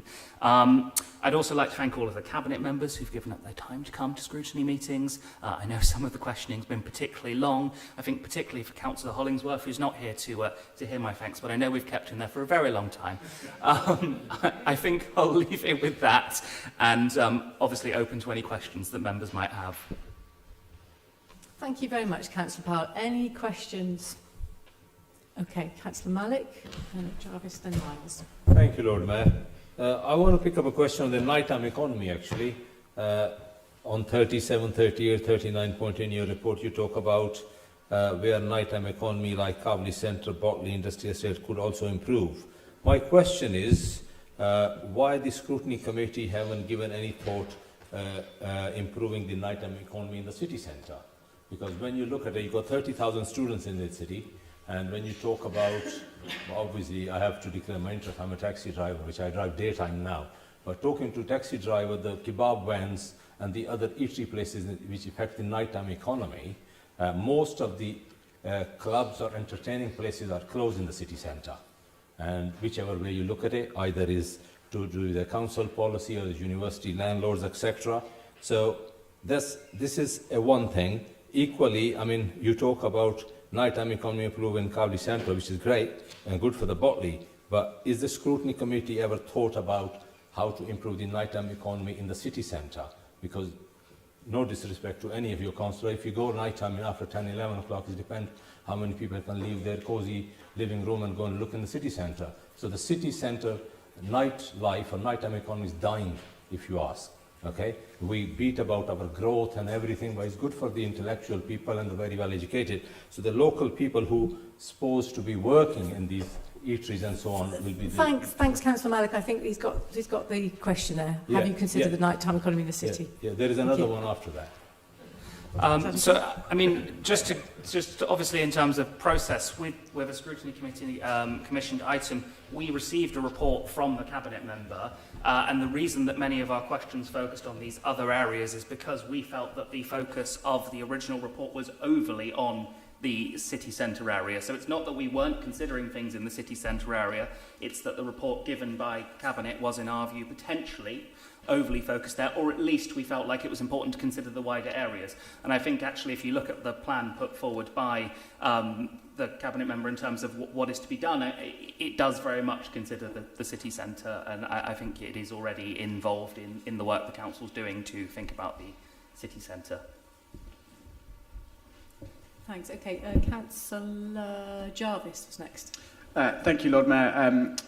Apologies, Alex, I have an extremely specific question, which is in relation to recommendation 5 on the nighttime economy in table 4 of the recommendations from the March Scrutiny Committee meeting in the appendix. So my question is, this is in relation to safe travel home for late night workers. And my question is whether you feel that the recommendation was an accurate reflection, the recommendation that went to Cabinet was an accurate reflection of the discussion at the Scrutiny Committee meeting. I ask because the specific request that I think Scrutiny had put in was for the Cabinet to engage with both employers and trade unions, and that's not mentioned either in the recommendation in the report or in the Cabinet response. And so do you think that would that reflects the position of the Scrutiny Committee, and would you seek the relevant Cabinet member to respond to engaging with trade unions on this? Thank you very much for the question. So I've just hurriedly scribbled through the 41 recommendations to find the exact wording. I think you are correct in, as a member of the Scrutiny Committee, observing that seems that wording specifically pertaining to trade unions did not make it into the final recommendation, when on a fair reflection of the discussion it definitely should have. That is obviously ultimately an omission on my part, for which I apologise, and I will be happy to email the Cabinet member to seek some specific further follow-ups regarding the role of trade unions in the process. Thank you. Councillor Miles. Thank you. First of all, for the record, I think we need to thank Councillor Alex Powell anyway for his skillful and inclusive approach to chairing the Scrutiny Committee. So Thank you very much for that this year.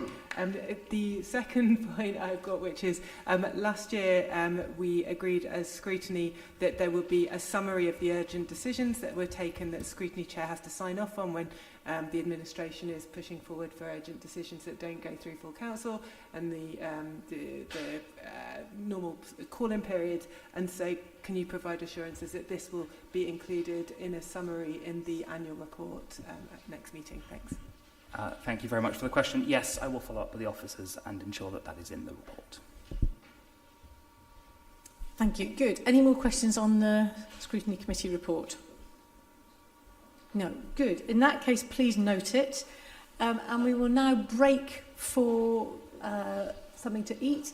If you could all be back here by 7, please. We'll try and restart a minute or two after 7. Thanks.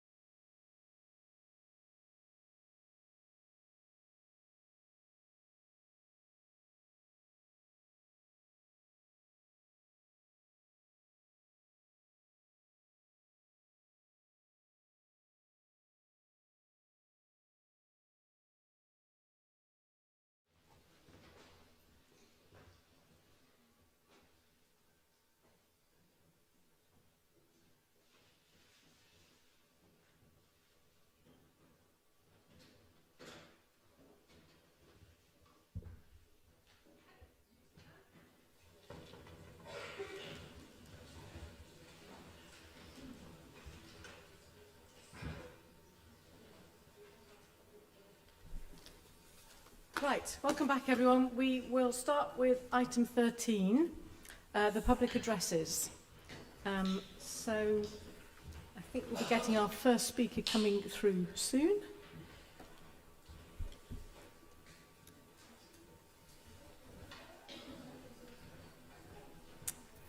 Which is Emily. Welcome, Emily. Hello. Thank you. You've got 5 minutes to speak Thank to us. you. I won't need that much. Oh, sorry.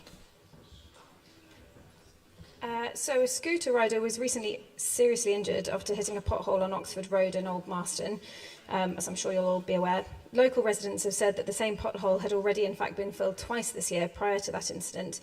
And having visited the site myself since, I can see that the repair carried out after the accident is already beginning to fail.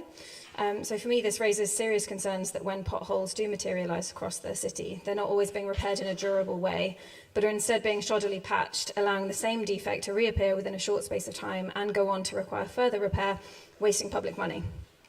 My understanding is that this particular roads maintenance is delivered through the council's contract with ODS, and my apologies in advance because I think I may have got this slightly wrong. So with that in mind, please could the appropriate council member explain what contractual mechanisms the council has in place with ODS to ensure that pothole repairs are carried out to a good and long-lasting standard, and crucially on top of that, how the council is contractually enabled to hold this contractor accountable, including through financial penalties, when the same defects require repeated repair within short periods of time. Thank you so much. Thank you very much. That was short and sweet. Yeah. I believe Councillor Chapman has a response. Emily, thank you very much for your address. I appreciate that. And I'm sure the whole council is aware of the unfortunate accident involving the scooter rider George Balquill in Old Marston last month, which you referred to. And we all want to wish him a very speedy recovery. Like many others, I watched the video of the accident and I feel every sympathy for what happened to George. In my view, citizens have every right to expect their roads to be safe, and there are not potholes of the kind which featured in this accident present on them. Now, this winter's prolonged and heavy rainfall has significantly worsened the condition of our roads, contributing to an increase in potholes. Wet and cold conditions also make timely and durable repairs more challenging. I share everyone's frustration about the impact of this dreadful weather. I want to go on now to explain the arrangements between the County Council and our Oxford Direct Services who repair minor roads and paths within Oxford. So the County Council provides an annual budget and agrees a work plan directly with ODS for the repair of those roads and paths. It sets down the standards of work it expects and the time frame in which that work will be carried out.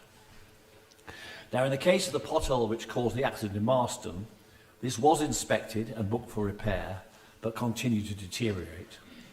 It was repaired well within the time frame the County Council expects for potholes of this scale and nature. ODS always aims to carry out repairs to the required standard and as quickly as possible. However, I fully recognise this will be of little consolation to Mr. Balquill, the scooter driver who was involved with this accident. ODS's approach is to deliver a durable, right first-time repair of all potholes.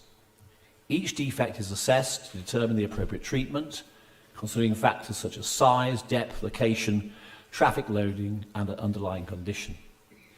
Where a permanent repair is required, it ensures that the defect is properly prepared, cut out to a sound material, cleaned and reinstated using suitable materials, and compaction techniques designed to achieve long-term performance, not a temporary fix. Since the accident, ODS has been back to check the quality of the repair and is satisfied it fulfills this criteria. Over recent weeks, ODS has increased the number of crews out repairing potholes to 4. During February, the crews dealt with 719 defects on Oxford minor roads. They also received 588 reports via Fix My Street, the most ever in a single month. Oxfordshire County Council provides ODS with this annual budget to repair all Oxford's minor roads. This core budget has not increased in recent years, while costs have gone up significantly. This year, ODS has proactively sought and secured an additional one-off sum to help with this challenging situation. We are in continued conversations with the County Council for additional funding to address wider needs, not just pothole repairs. Given the scale of the problems we face, including the underlying state of our roads and pavements, it is clear to me that this budget is only scratching the surface. I know of minor roads in my own ward where they need root and branch renewal, not just pothole repairs. So I urge the County Council to see what it can do to increase this budget substantially. Outside Oxford, and on the city's trunk and classified roads such as Botley Road, Cowley Road, Marston Ferry Road and the Ring Road, the County Council has a contract with a private company to repair public roads and paths, including repairing potholes. ODS is not involved in this work. Although ODS does have crews out spotting defects in Oxford's minor roads, all our citizens can help us by reporting issues to Fix My Street. This information makes everyone aware of where the potholes are and helps plan the repairs. And ODS will always do its best to respond as quickly as it can and to high quality within the financial constraints it faces. Thank you. Thank you. Can I ask a very quick follow-up? I don't think Very so, speedy. sorry. You Okay. want to- Can I email him? Yeah, okay. Thank you so much. Thank you. Right. We then have a second public address from Dr. Vera Amelli. Welcome, Dr. Amelli. You've got 5 minutes. Thank you very much. Hello, my name is Vera Amelli. I am a researcher and lecturer at the University of Oxford, where I also completed my DPhil. I have been a resident of Oxford for almost a decade now.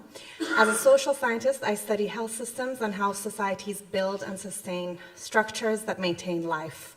So I want to speak from experience as an Iranian woman born and raised in Iran, as a resident of Oxford, and as a social scientist studying health systems. The US-Israeli illegal aggression against Iran and Iranians for a second time during negotiations and just before an agreement was within reach, as announced by the Omani foreign minister and mediator, cannot be understood only as a conflict between states or even people. It is an illegal act of aggression that targets Iran and Iranians in 3 layers, through the destruction of life, the destruction of memory, and the narrowing of our futures. First, it is the destruction of life. We see that medical centers have been targeted and damaged, that schools have been struck directly, that hundreds of innocent schoolgirls and boys were among the very first victims of this war. Civilians, women, and children are being killed by the US and Israeli missiles and bombs every day across the region and now in Iran. We then hear numbers, but any one number is already too large. Numbers can obscure as much as they reveal, because what is being lost is not only what is visible in the moment of impact, it is the system that maintains life and makes survival possible. When health workers are killed, when hospitals are struck, the violence does not end there. It continues quietly in the patient who cannot be treated, in the delayed surgery, in the chronic condition that becomes fatal only because existing treatment is no longer accessible. A health system is not only infrastructure, it is the thin line that stands between illness and death. Second, it is the destruction of memory. We now know that museums and historical sites across Iran have been targeted and damaged, including sites marked by UNESCO as World Heritage Sites, places where history has not been preserved in isolation, but layered across centuries, belonging not just to Iranians, but to humanity. By last week, more than 56 museums and historical buildings across the country were damaged. In Tehran alone, 19 sites were damaged, including the beautiful Golestan Palace and the Hall of Mirrors. In historic cities such as Isfahan, Shiraz, and Semnan, cultural heritage was severely damaged. These are the heritage from the Achaemenid and Sasanian worlds through the Safavid and Qajar periods. These are not simply magnificent structures, they are the record of continuity of a civilization that has endured far more than 2,500 years. And that endurance has not been built on expansion. It has been built on preservation, on the ability of a people to remain alive in their language, in their memory, in their resistance, and in their understanding of themselves. So when these sites are targeted, what is struck is not only stone, it is the continuity, it is the link between past and present, it is our national heritage, but also world heritage. And here in Oxford, this cannot be unfamiliar. This is a city that has made a life out of preservation. It understands that history is not decoration. It is what allows a society to recognize itself across time. So when heritage is damaged elsewhere, Oxford is not untouched by it. It is implicated in the question of what we choose to value and what we are willing to let disappear. Third, it is the destruction of the future. Because what is being dismantled now is not only what exists, but what could exist. Hospitals, schools, bridges, roads, systems built over decades by a nation under constraint, under pressure, under sanctions, and economic strangulation. To destroy them is not only to wound the present, it is to reach forward and make the future smaller. It is to leave fewer possibilities, weaker systems, and a longer shadow of harm. And so the question returns inevitably to us. Oxford calls itself and is a city of sanctuary, but sanctuary is not a word that can survive contradiction. It cannot mean welcome in principle and restriction in practice. It cannot mean openness when it is easy and withdrawal when it is difficult, because it is precisely at moments like this, when the conditions of life are being dismantled elsewhere, that the meaning of sanctuary is decided. And there is something else that must be said without evasion. The country that is now under attack, Iran, is also one that has for decades hosted one of the largest refugee populations in the world. More than 3.5 million people have sought refuge and live in Iran. So we are faced with a reversal that should give us a pause. A place that has offered refuge is itself made unsafe. This is not a complicated question. It is a question of whether we are willing to recognize what is being destroyed, not pretending for a second that any of this can bring any good for anyone, not for Iranians, not for Americans, and not for the Jewish people. And whether we are willing to speak in a way that is equal to that reality. Because if a city like Oxford, a city that claims to stand for knowledge, for history, and for human dignity, cannot speak clearly at a moment like this, then it becomes difficult to know what those claims mean. I urge you to support this motion and speak against the destruction of life, memory, and future. Thank you.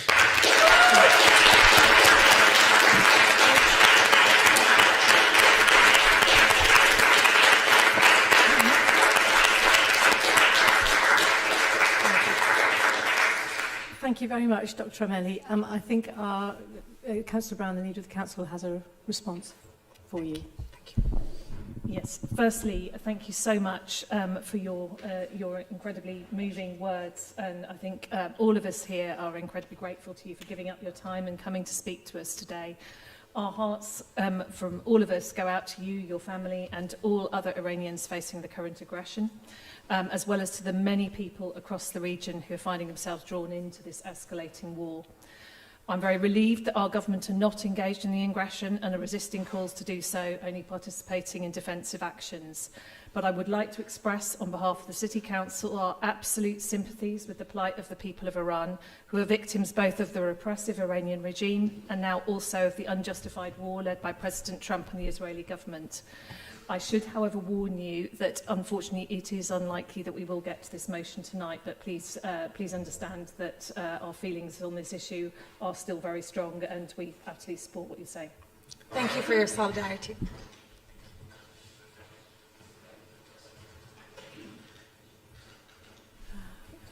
Thank you. Right, so we now move on to item 14, which is a slightly unusual one. We've around the petition to save our museum. So I'm going to invite Avril Alexander to come and make her address first. After that, Councillor Brown, I think, is going to respond with a report, and then we will be debating the recommendations in that report. So if Avril is ready. Welcome, Avril. Welcome, and thank you. You've got up to 5 minutes. Okay, thank you. Thanks. We represent nearly 2,000 Oxford residents who were horrified to discover that the council had decided to introduce entrance fees to the Museum of Oxford. I started this petition and have been amazed to see how it has grown organically as word has spread.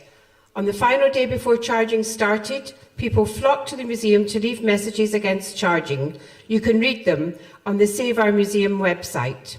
Today we want to set out 3 main areas of concern.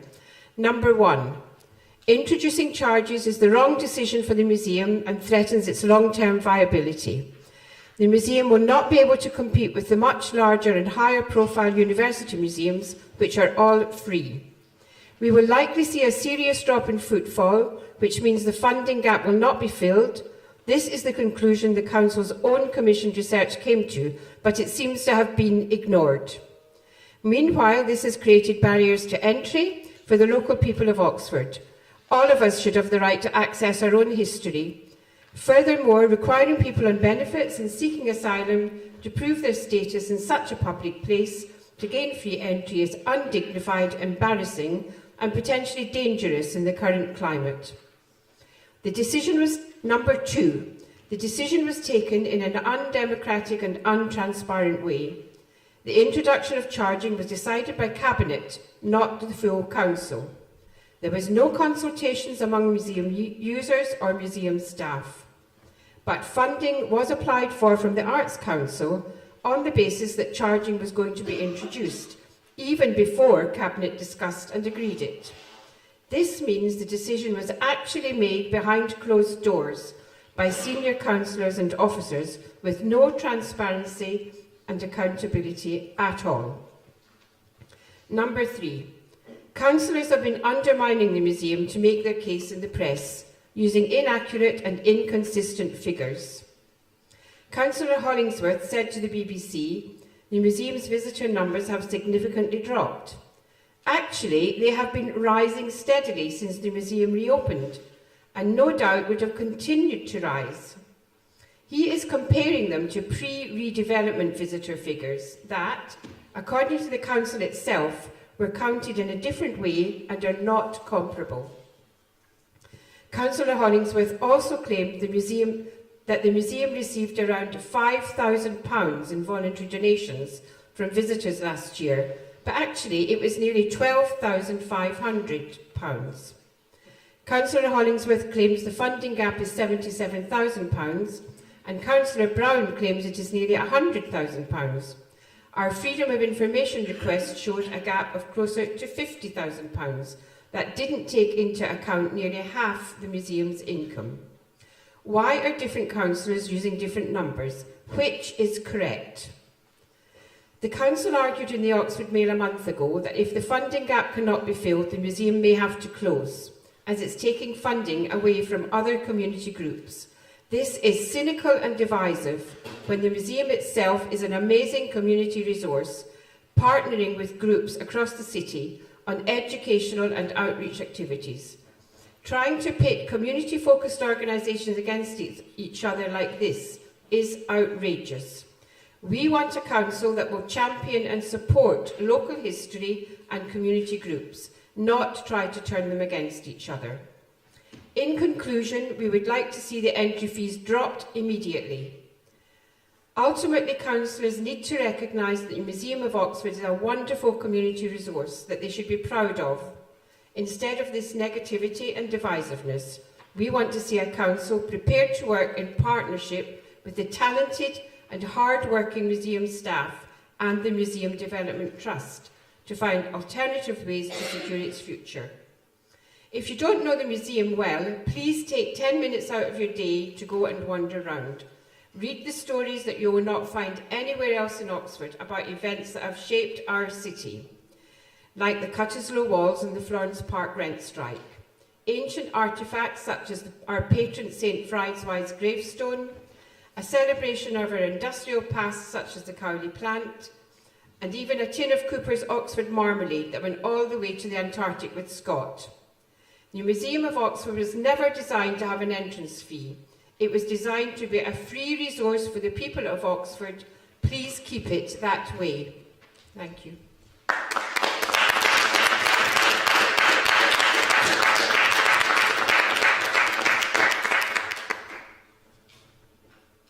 Thank you very much, Ms Alexander. So I now call on Councillor Brown to respond to this.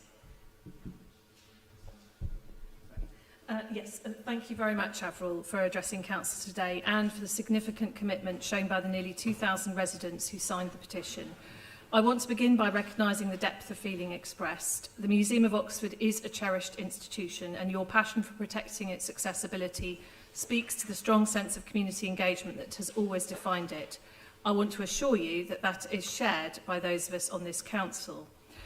I also understand the concerns raised about fairness, transparency and the museum's long-term sustainability. These concerns are sincerely felt, and I appreciate the opportunity to respond clearly and respectfully.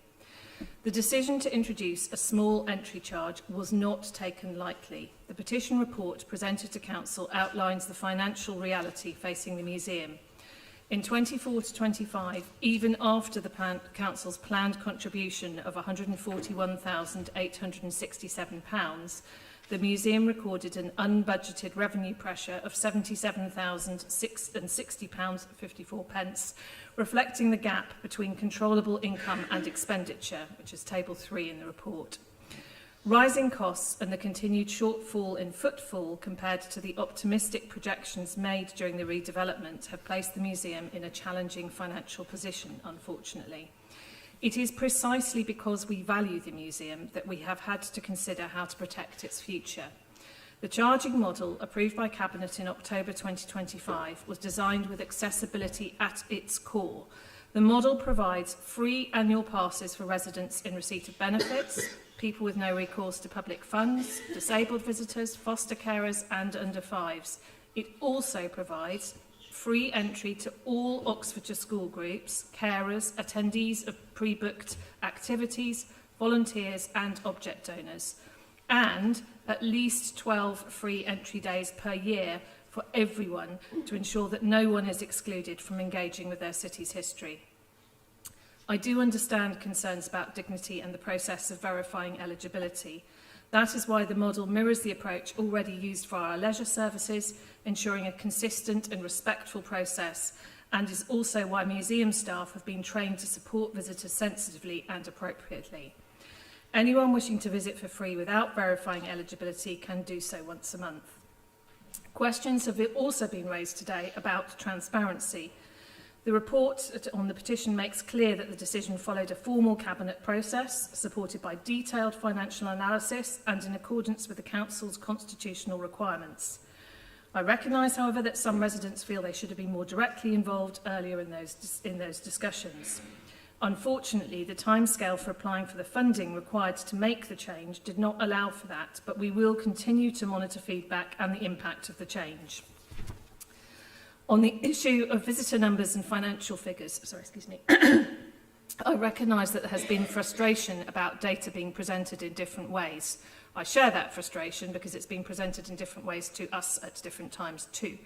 Some of this reflects the difference between the budgets managed day-to-day by staff teams and the end-of-year figures, which apportion central overheads to those cost centres. Some of this also reflects historic counting methods where visitors could be counted more than once before the introduction of charging. The new ticketing system now provides for the first time accurate, unduplicated data so that future reporting is consistent, transparent and, importantly, verifiable. Finally, I want to be clear. The museum's future matters deeply to this council. The decision to introduce charging was taken to protect the museum, not to undermine it. The Museum Renewal Fund grant has enabled additional marketing, new philanthropy plans, and combined tickets with other partners, which are all part of a wider strategy to ensure the museum reaches residents across the city, improves its financial resilience, and enables the stories of Oxford's communities to continue to be shared for generations to come. I want to thank everyone who has taken the time to raise their concerns. Even where we may differ on the best solution, we share the same goal: a thriving, welcoming Museum of Oxford that is sustainable, accessible, and rooted in the communities that it serves. I give my commitment that we will continue to monitor the impact of charging as we collect financial data and customer feedback over the next months. In the meantime, I hope that all those who care about the museum will help to spread the word about it and encourage people to visit and continue to support it. Thank you.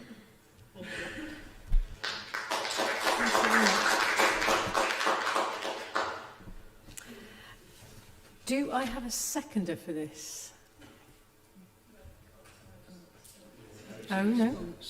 That was the response. Okay.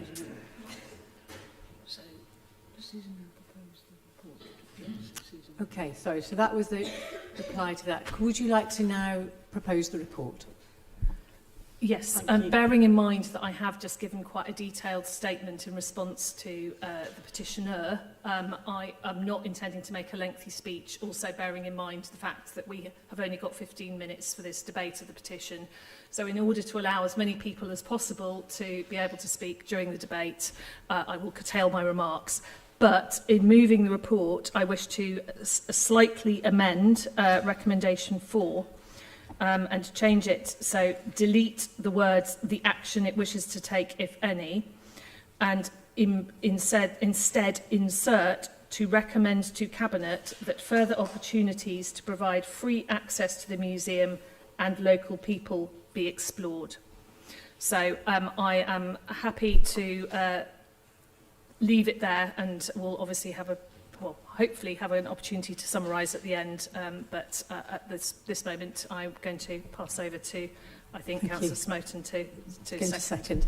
Thank you. Over to Councillor Smoten. Yes, I'll second that. Excellent. All right, then we are into sort of debating time. Who would like to speak on this issue? Councillor Mudderman. Councillor Mudderman, off you. Thank you, Lord Mayor.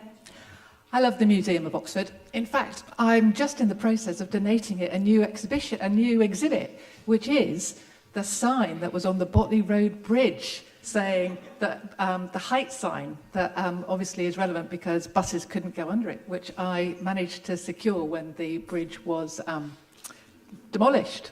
So hopefully that's going to be there. And I very much hope that residents of Botley Road in my ward and across Oxford will be able to continue to go in there and see that exhibit and other exhibits for free. Free entry to national museums was introduced by New Labour in 2001. And the policy of free admission has always been part of the national education system, making culture and information accessible to all. The current cost of living crisis makes paid cultural outings out of reach for many Oxford residents, and there are not enough free activities for families in the centre of Oxford, and our local residents can't afford to lose this one. And just to go to the point of there being set days when residents are allowed to go, the walk-in principle is really, really important. The idea that you can walk in at the drop of a hat whenever it suits you really matters. Certainly my own experience as a member of a large family meant that we never went to paid museums or galleries because they were too expensive, because even a small charge when you're a big family means it becomes out of reach. And I spent many boring hours looking around dusty old churches in the south of Ireland, which I wouldn't wish on anyone. And my final point is that just recently, in December 25, the Hodge Review of the Arts Council England recommended charging only international tourists for museums and keeping it free for all UK residents, and very much suggested that it would be a really good idea to introduce a tourist tax to help us pay for some of our cultural attractions. Thank you. Thank you. Councillor Smoten. Thank you, Lord Mayor. So at Budget Council last month, we debated the Lib Dem group amendment, and one of the things that would have done would have been to fund free access to the museum for Oxford residents throughout the school summer holidays. I hope we can all agree that would be a very desirable thing to do if we can afford it, and the cost to do that was a mere £5,000 a year, which is absolute peanuts for an authority of this scale. The Labour group voted that amendment down unanimously last month. They also had the option to amend their own budget to include a similar line, but chose not to. Indeed, we had an amendment published, which was not ultimately moved in the agenda, which would have done that amongst other things. However, when it became clear that the mathematics of who was off sick that day meant that it was possible to squeeze through without an amendment, then it was junked. So I'm very glad that we're here now asking for more free access for local people, but I think it's rather a case of better late than never.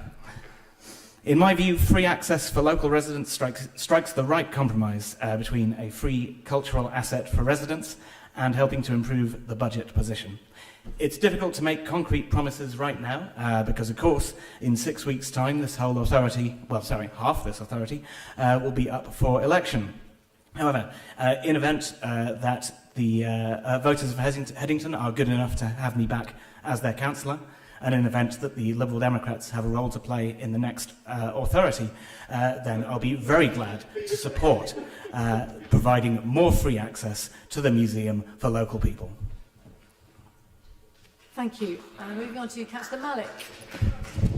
Thank you, Lord Mayor. Listening to the petitioner and answering to the petition, Councillor Brown, her answer raises seriously question, actually, when she says the figures given to her or the council, she shared the frustration. But in my book, I will call incompetence. I mean, how could someone can provide wrong figure and we as a councillor have a duty? This is our basic duty as a councillor, scrutinise the report and ask the questions. And how did those figures do not tell you what the petitioner said in their address?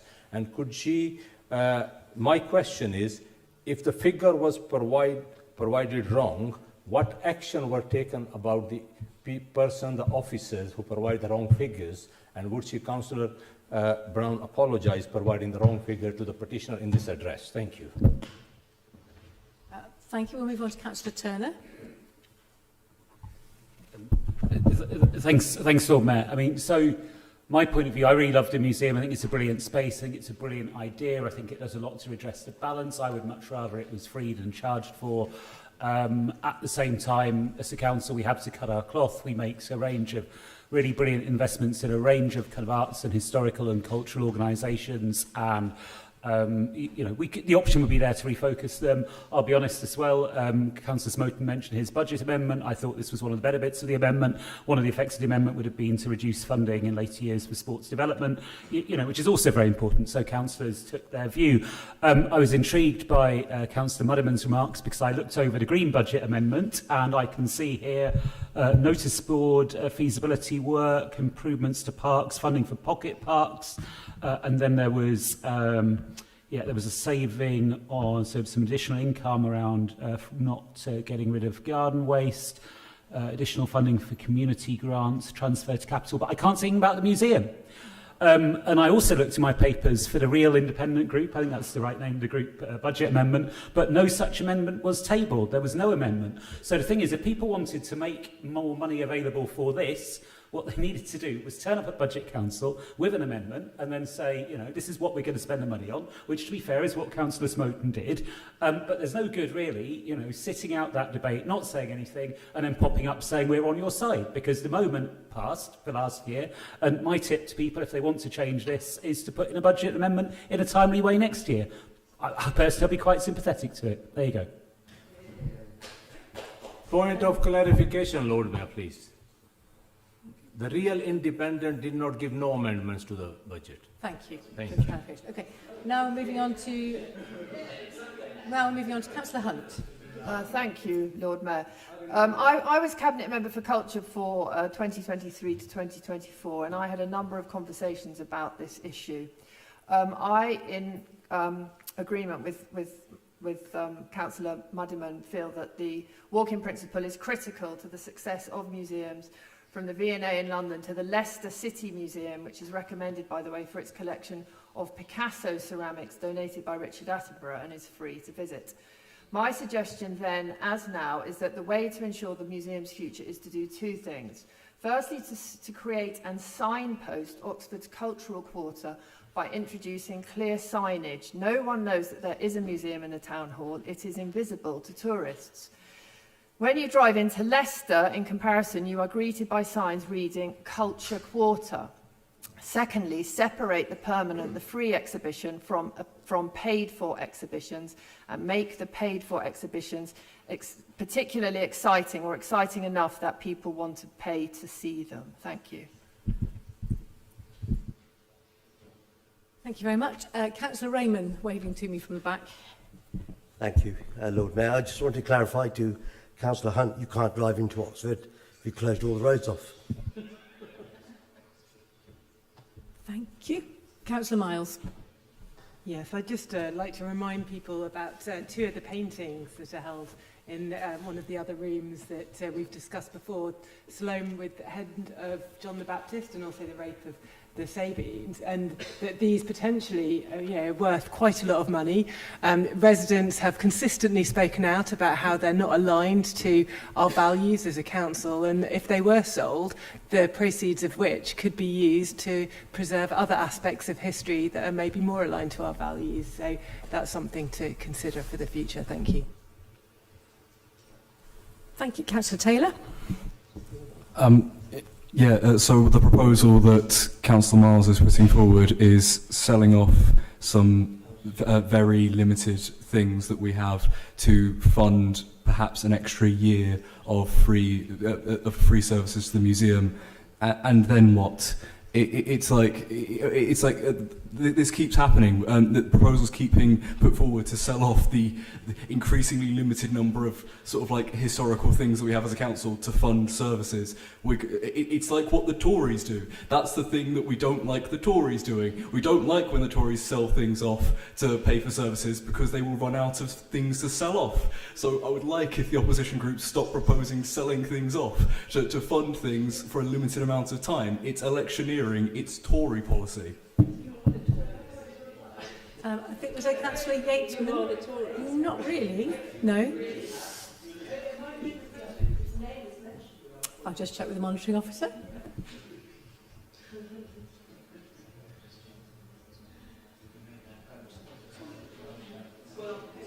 Can I make a point of personal explanation? You personally, then? did you mention? He mentioned Councillor Miles. He did. Definitely. Yes. Point of personal clarification. Yes, to clarify, I have consistently said around selling off some of these assets that they can be reinvested in other forms of other assets which can generate an income which can support, which might have better returns, that can support service delivery. So it's about, if you have a painting, you don't get an income from a painting when it's just sitting on that You've made wall. your point there. But Thanks. in shares, for instance, you might do. Now we've got Councillor Yateman, did you have your hand up? Thank you, Lord Mayor. I think looking at the report, some of the concerns around charging is that reduction in attendance, and then that just limits some of the options that you have in exploring other avenues, things that paid activities, etc. You're reducing the amount of funding that would come through those channels. So it's not really clear to me how much investment and time has been spent really considering some of those options before heading towards charging. Thank you. I think we do now need to go to a sum up from Susan and then from Councillor Brown, and then we put the recommendations to the vote. Thank you, Lord Mayor. So Councillor Mudderman referenced being free entry being very important, and it is, which is why we have ensured that there is still free entry, particularly for local residents. But I absolutely note the points that Councillor Smoten referenced around Budget Council, but also the points that Councillor Turner noted about Budget Council, which is that literally no group in this council chamber actually proposed at Budget Council that there should be completely free access restored to the museum. So no one was proposing anything other, and I completely appreciate that Councillor Smoten's group did put some limited additional free access in as part of their budget amendments, which were not carried. Councillor Malik talks about the figures. The petition report sets out what happened. I can assure him that the figures that were approved by members, the figures that went into the Cabinet report and the figures that went into the report that goes to Council were indeed looked at very closely and were correct. Unfortunately, some of the figures that went out in an FOI were not, and I believe that has been or is being corrected, and that is one of the reasons why there are two sets of figures out there, which is really not helpful. Councillor Jemima Hunt references signage, and I completely agree with her. I think it's a really important thing that we do need to do. And we have, I think a number of us identified that as something that needs to be improved. Part of the proposals that are in front of us, or that were in front of Cabinet when this decision was made, was to do things like joint ticketing as part of this whole process. And that will help drive footfall, we hope, into the museum. But I also think that there is We've only got about actually 60 seconds left. a role for everyone in this chamber to encourage people to come to the museum, either under the free access that is available to local residents and to school children, or indeed as paying customers. So thank you very much, Lord Mayor. I will stop there. Thank you, Councillor Brown. Okay, in that case, we are ready to put the recommendations to the vote. Is everyone happy and clear what the recommendations are? You'll put your hand up if you're not. Can we have a very quick clarification from Councillor Hunt about what... So the recommendations are as listed in the petition, plus the amendment that Susan will just repeat? Sorry, the change is to recommendation 4, which deletes the words "the action it wishes to take, if any," and replaces them with "to recommend to Cabinet that further opportunities to provide free access to the museum and to local people be explored." Right, thank you very much. In that case, can I see all those in favour of these recommendations?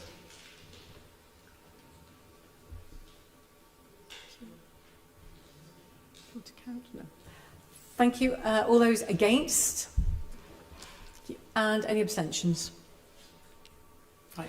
Thank you. That is clearly passed. Good. So it will be reconsidered at a forthcoming Cabinet. Excellent. Right. We're now moving on to the motions then. So we have an hour from now. Bear that in mind if we want to get through to the second, third or fourth motions.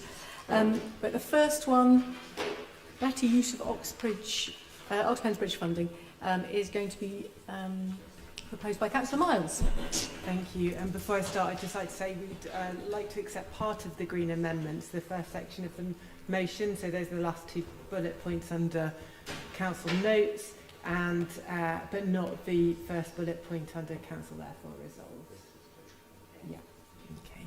So just to say, this motion is focusing on securing a better use for Oxpen's Bridge funding. Now, as a councillor, we have to listen to residents and act on what we hear, their infrastructure needs and wishes. In 2021, I was first elected for Summertown Ward and was listening to residents about the need for better cycling and pedestrian infrastructure on the Woodstock Road.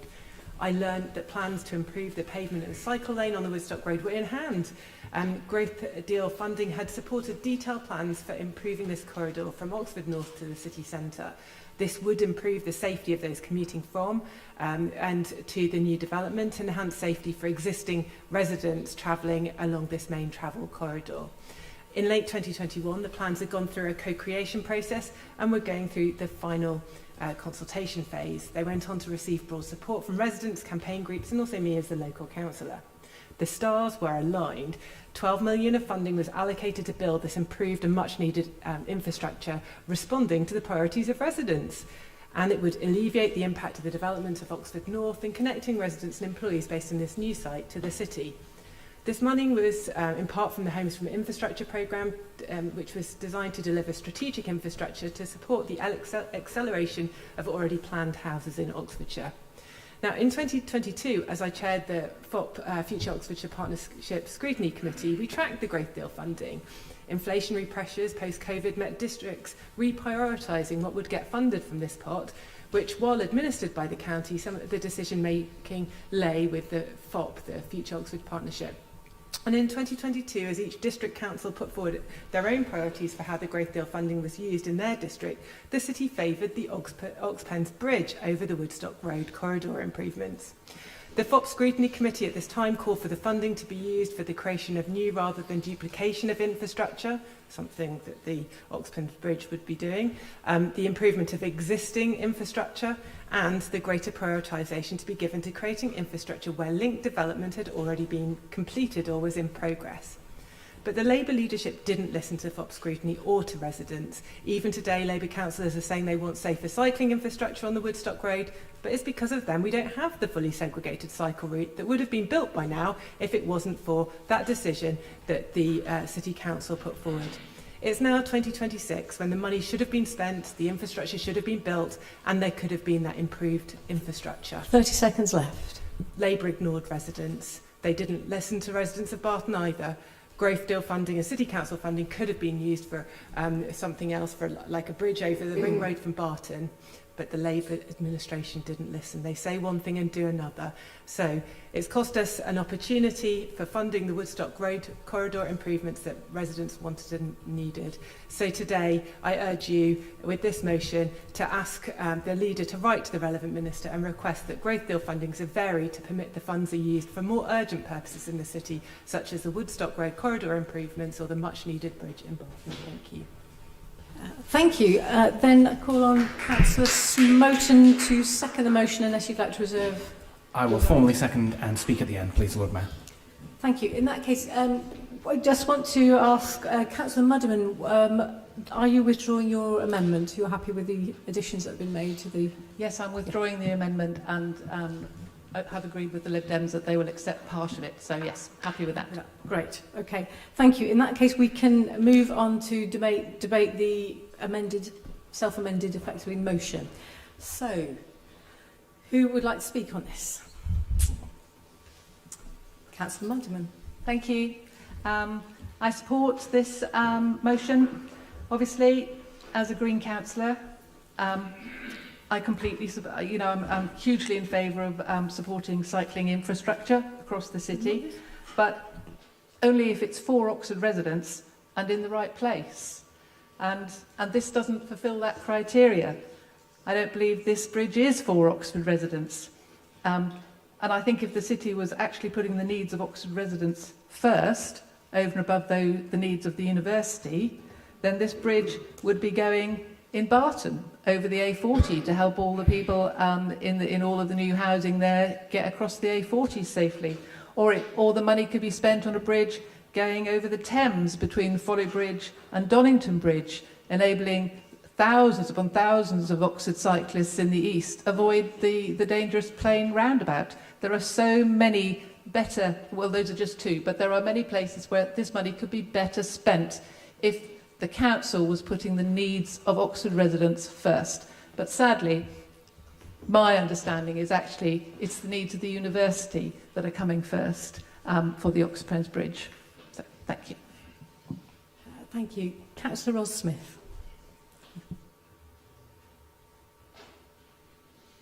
Is that working? Is that working? Yeah, thank you. Thank you. I concur with the last speaker. But just to emphasise the need for pedestrian and cycle access across the A40 between Barton and the Headington Northway area, it's much needed. We need a safe crossing. We've had several accidents, as we know, and very near misses on that A40 crossing. The money would be much better spent on actually providing something that local residents need and want.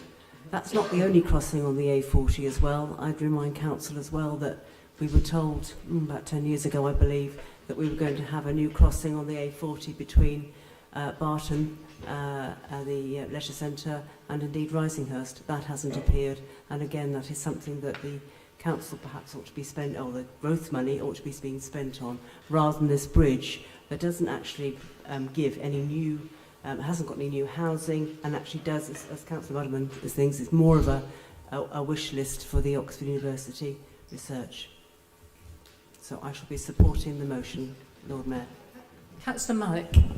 Thank you. This motion will make a great newsletter for the election time. I mean, we had certain debate before. I mean, they want to improve cycling. Of course we do. I mean, to be honest, my experience with the Liberal Democrats and the Green is not very good enough. I mean, I written to the man in charge of the highways and the cycling champion to come and meet me with the Cyclops and the Living Street people. That's how we can improve cycling in Cowley. I mean, the highway guys, due respect to him, he cancelled a couple of days before, and even the cycling champion, when the date was, not even replied. So it's such a nice to hear they care about safe cycling and they want all this, but in practically they don't want to work with you, where is required. That's one thing. Secondly, I mean, You asking city council leader to write a letter to the minister to give you that money. Oh, that'll be great.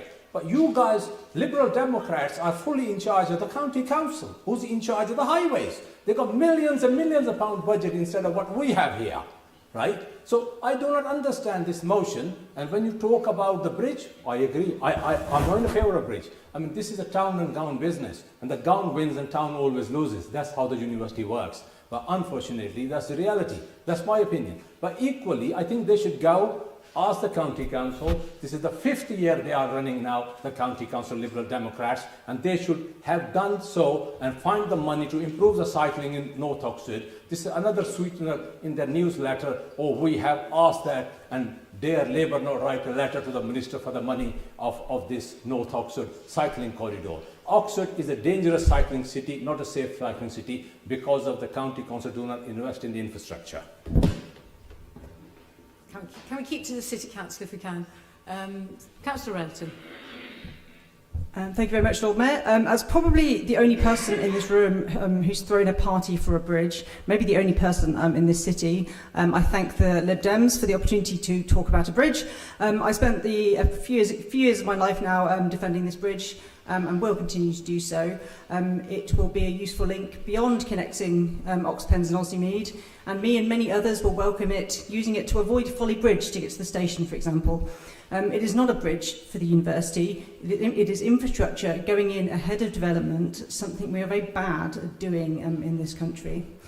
I would happily fill this 3 minutes talking about this bridge, but I will spare you that honour. Instead, I think it's worth looking at the other half of this motion. The list of alternatives is pretty revealing in that it includes yet another very spendy North Oxford transport scheme. When lots of very nice paving and planting went into Woodstock Road just before the county election last year, don't think lots of us didn't notice that we don't seem to get that level of placemaking over in East Oxford. You know, yeah, we noticed. A bit of a gall then to propose another one, defunding a bridge which would benefit thousands of existing and future residents in West, South and East Oxford in favour of North Oxford residents. The 2021 scheme was not funded by the growth deal because it wasn't deemed deliverable for the for the £12.5 million at the time. The funding was parcelled up among remaining growth deal road schemes outside the city because of course it was. The bus companies hated this scheme, not even all of the county cabinet liked it, and it would have lost some of the very mature lime trees that line and define the road. Very easy, and cherry trees, sorry. Very easy for this scheme to end up in a Sheffield or Plymouth type situation, actually. Diverting this money, which isn't possible at this point, and the money that's left wouldn't even touch the sides, is a non-starter. You know this is not a nice, fungible pot of money for your pet schemes. I know you know that this is the case, so in short, this is some pretty bad faith stuff from you. I will be voting against the motion.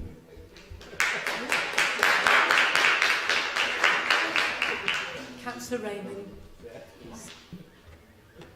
Thank you, Lord Mayor. I don't think I often get Councillor Railton and Councillor Malik agreeing on stuff, but here we go. Apart from saying it's all about elections, this bridge, as Councillor Miles pointed out, has been on the agenda for 5 years. Now that it's all signed, sealed, they bring the motion. Why is that? Is it just for the paperwork, just for election fodder, which it feels like? The bridge is gone, it's going to be there, it's coming.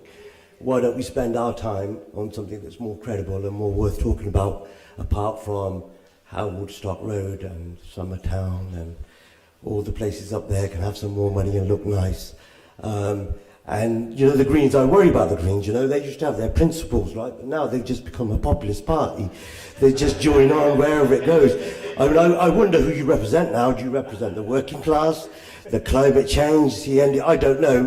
Please tell me. It'll be enlightening. Thank you. I'll be voting against this because the horse is gone. It's bolted. Thank you, Councillor Latif. Thank you, Lord Mayor. I do happen to agree with some bits of the motion. particularly bullet points 4 and 5 in the council notes, which is doubt remains that the Oxpen's Bridge will be able to provide a dry route towards the island and thereby unlock housing due to the low-lying railway underpass in between. And also point 5, which is the Growth Board, was strongly urged against pursuing the Oxpen's Bridge project to begin with. It is worth noting, I think I agree with colleagues who have said that much of this motion is about electioneering, unfortunately, and it is worth mentioning that this bridge was the subject of a planning review committee, one of the few planning review committees decisions over the last few years, and it was only with the support of the Liberal Democrat Party and councillors that were present that actually the bridge got funding and got approval. So I think it's really important that when we look at a motion like this, it's not just about electioneering. We need to stick to our principles. Much of what's being said about the bridge now was true then. There's a few bits that have changed, but much of it is much the same. And I voted against supporting the proposal to support the bridge when I was at Planning Review Committee, having considered all the matters that were put ahead. And I am aware that other members of this council also did. However, as I said, that it was only passed with the support of Liberal Democrat councillors, including some who are sitting here today. Thank you. Thank you. Councillor Rowley.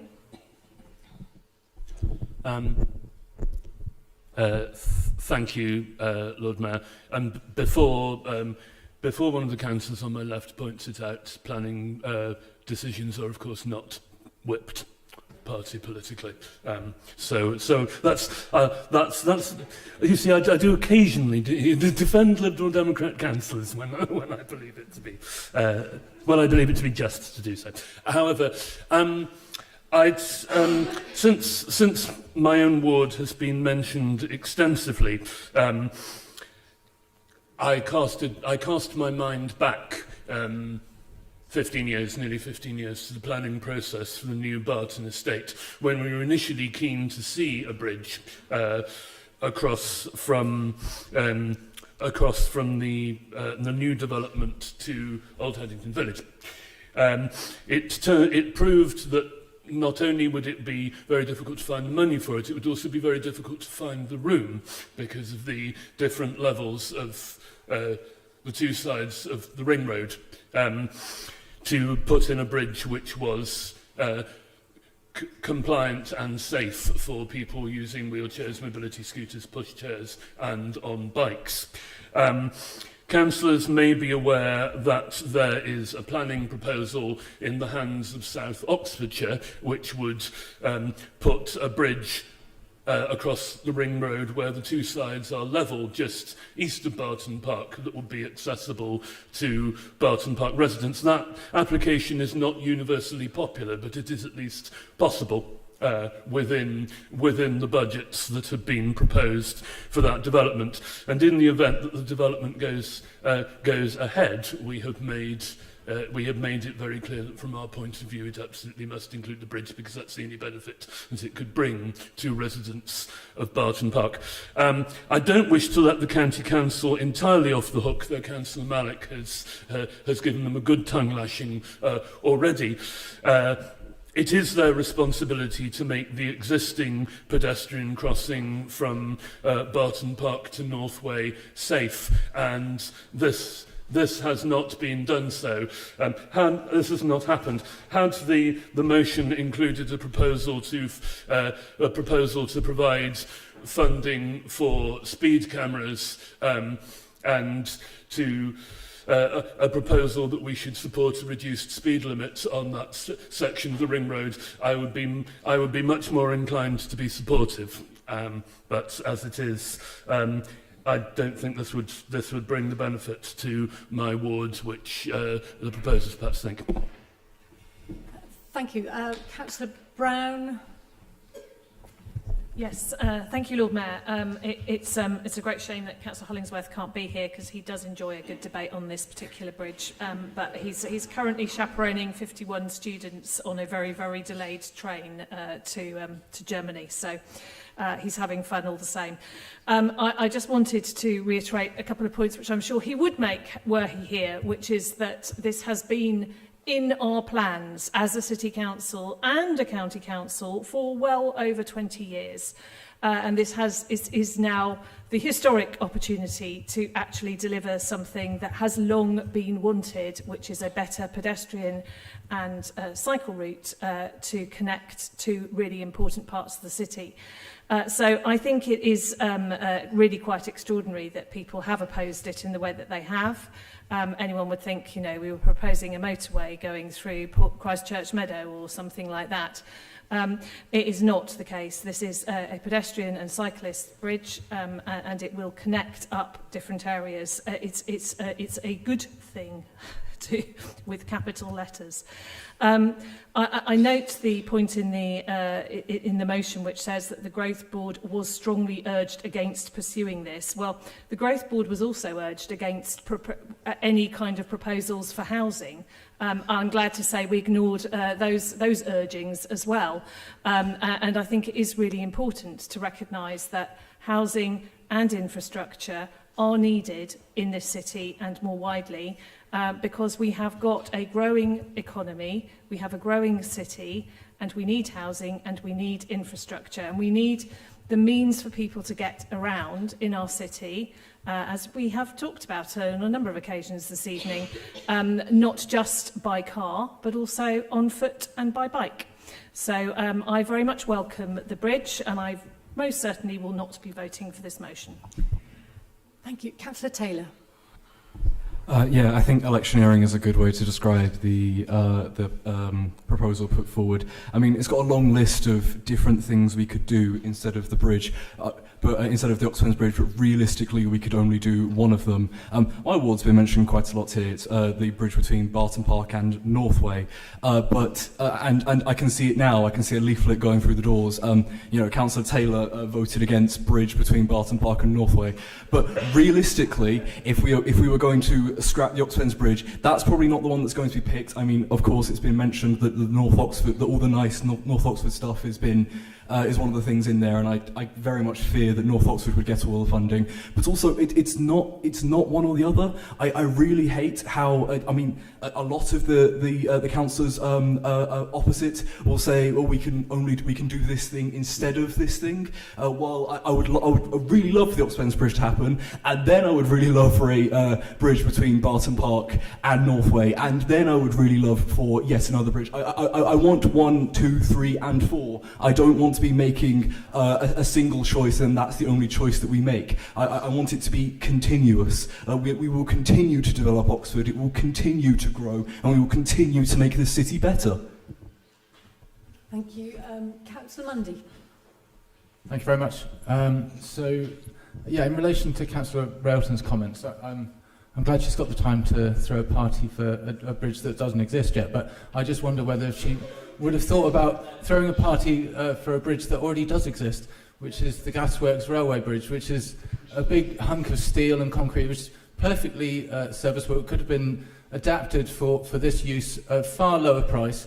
It could have improved links through the St. Ebs estate. You're all shaking your heads. That bridge exists. Anyway, so the point is that you know, this was a piece of infrastructure that could have been used for this, for exactly the same kind of cause of increasing links across that river at that site.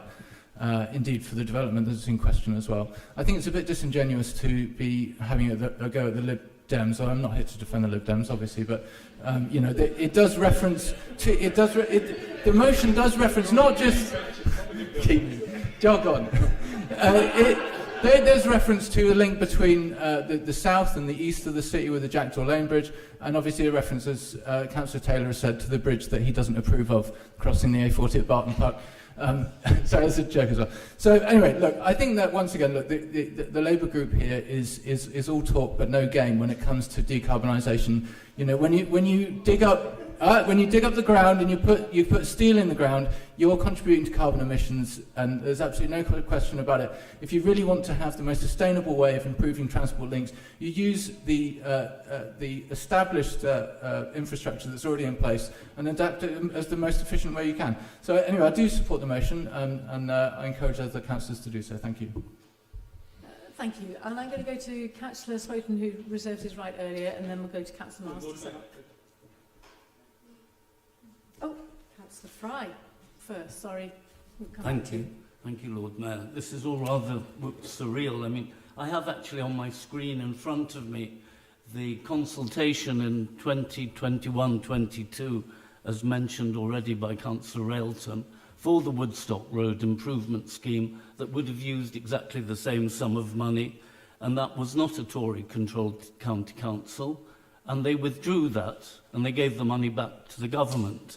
So one of the schemes that's promoted today was one that was out there and then it was withdrawn.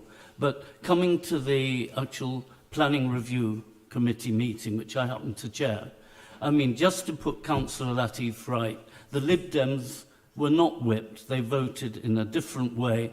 And the thing that swung that meeting was a very good speech by Councillor Smoter, who went through all the points on the planning grounds, and it was approved on good planning grounds, and I commend him for that speech.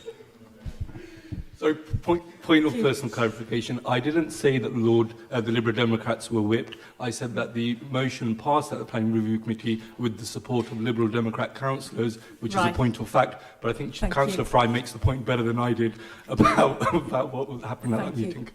Okay, we will now go to Councillor Smoten. Thank you very much, Lord Mayor. So I didn't. Do you want to heckle again? I couldn't hear you. No, well, that's a shame. Right then.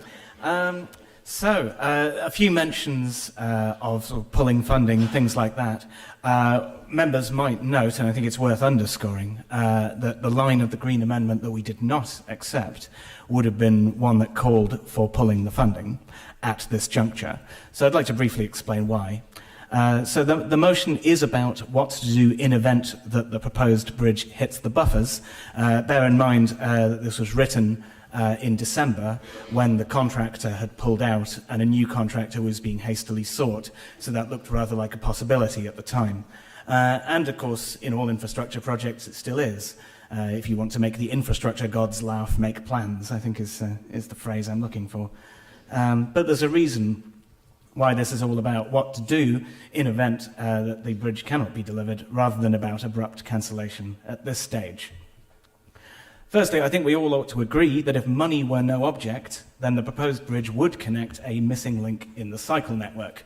The current route via the Gasworks rail bridge involves, on the town side, either walking your bike down the mill stream through squeeze stiles, which is no good at all, especially if you have a cargo bike or child seats or something of the sort, or you have to take a narrow shared route and then a blind turn into the Friars Wharf area, which is not at all ideal if there's a substantial volume of cyclists. That's why even rival plans that used the Gasworks Bridge still featured an improved path from its northern end across the Oxpens Meadow. While I appreciate that there is a view out there that the damage to the trees on the Grand Pont side is unacceptable in itself, to my mind, whilst regrettable, the size and scale of the damage is proportionate to the benefits to active travel. But money is an object, so what about it? If we were to cancel now, all that has already been spent on preparatory and design work, as well as likely some of the money for materials and construction, would be lost outright. How much depends on the particulars of the contracts, but half or more of the total budget seems likely at this juncture. It would be necessary then to commence a rival scheme at a much earlier stage. Therefore, we have to ask which is better: an improved cycle route from Osney to Oxpens Road, likely delivered in the near future for the residual cost, or only part funding of an alternative to be delivered likely several years later. At this juncture, I think the former is the responsible option.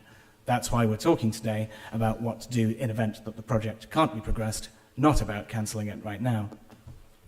Just a couple of things to pick up also that have been raised in debate. This has been said a couple of times, but Councillor Latif kindly just said the Liberal Democrats in general. Councillor Fry then dropped me right in it. But yes, I did vote in favour at the Planning Review Committee, and I voted in favour at the Planning Review Committee because I didn't believe that there were material planning considerations against it. That is the reason why everybody should be voting at the Planning Committee. And I think the suggestion that one would ever vote at the Planning Committee for a different reason is wrong. Councillor Taylor talks about that it would be good to do lots of things, which is quite right.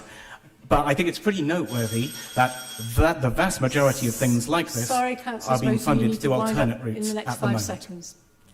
For that reason, money is scarce, and it remains remains scarce. Thank you. you. Okay, over to you, Councillor Miles. Thank you. So thank you to Councillor Muddiman and Councillor Smith for your support for this. Councillor Malik spoke about the need for safer cycling in Cowley and pushed and said that the County Council was the one who was pushing the money away from this, which was not the case. To Councillor Railton, you talk about the streets, these slopes at the junctions which have been installed on the Woodstock and Banbury roads, but also in East Oxford, funded by central government, and the decision of which streets were going to have these side road entry treatments which make the entrances safer for people entering by bike in those junctions because it's slowing the traffic down. That was decided based on collision data and from central government allocated. So, you know, that isn't about the Lib Dems putting money in places where they want and improving infrastructure just in North Oxford. This is central government money decided by central government where it was going to be. In terms of the reference to mature lime trees being lost, if we'd have had the Woodstock Road corridor improvements, it never got that to the stage where those discussions were had with the landowners on the side, who I have spoken to in my capacity as a councillor, and who are willing to actually allow for extra space for a segregated cycle route. So we could have had that because the neighbouring landowners would have supported allocating that. Just in terms of Councillor Raymond, no, you know, when this motion was first tabled and we were going to discuss it, these contracts weren't signed actually. I think, was it only today in answer to Councillor Muddiman's question that we heard that today a contract was signed, only today. So actually, yes, the horse might have already kind of run, or whatever the expression is. I'm not as well educated as some of you in here, but you know, just saying. But then, you know, we had that opportunity, and obviously Labour administration didn't really want safer cycling through the city's part of the city. So in terms of the point that Councillor Rowley made around funding for speed cameras, that was not what this pot of money, central government pot of money for infrastructure spending was for. It wasn't for speed cameras, it was for building things like bridges.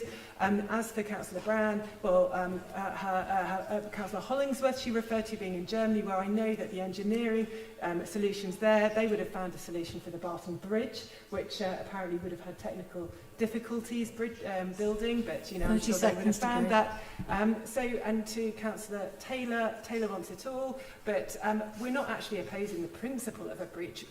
What we're calling for is around the prioritisation of what gets built now. The houses are already built in Oxford North, albeit fewer of them than we would have liked because you prioritise workspaces over houses, but you know, it's already built.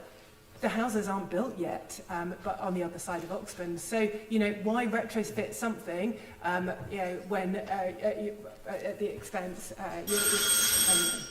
just to say, Thank you. Please support this. We're one city and we need infrastructure is for everybody. Thank you in the very city. much. Okay, we are now going to put this motion to the vote. Can I see all those in favour of this motion?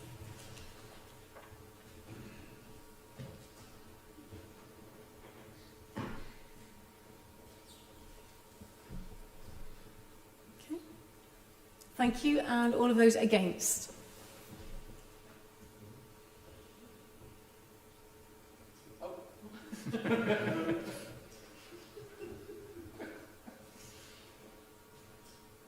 And any abstentions?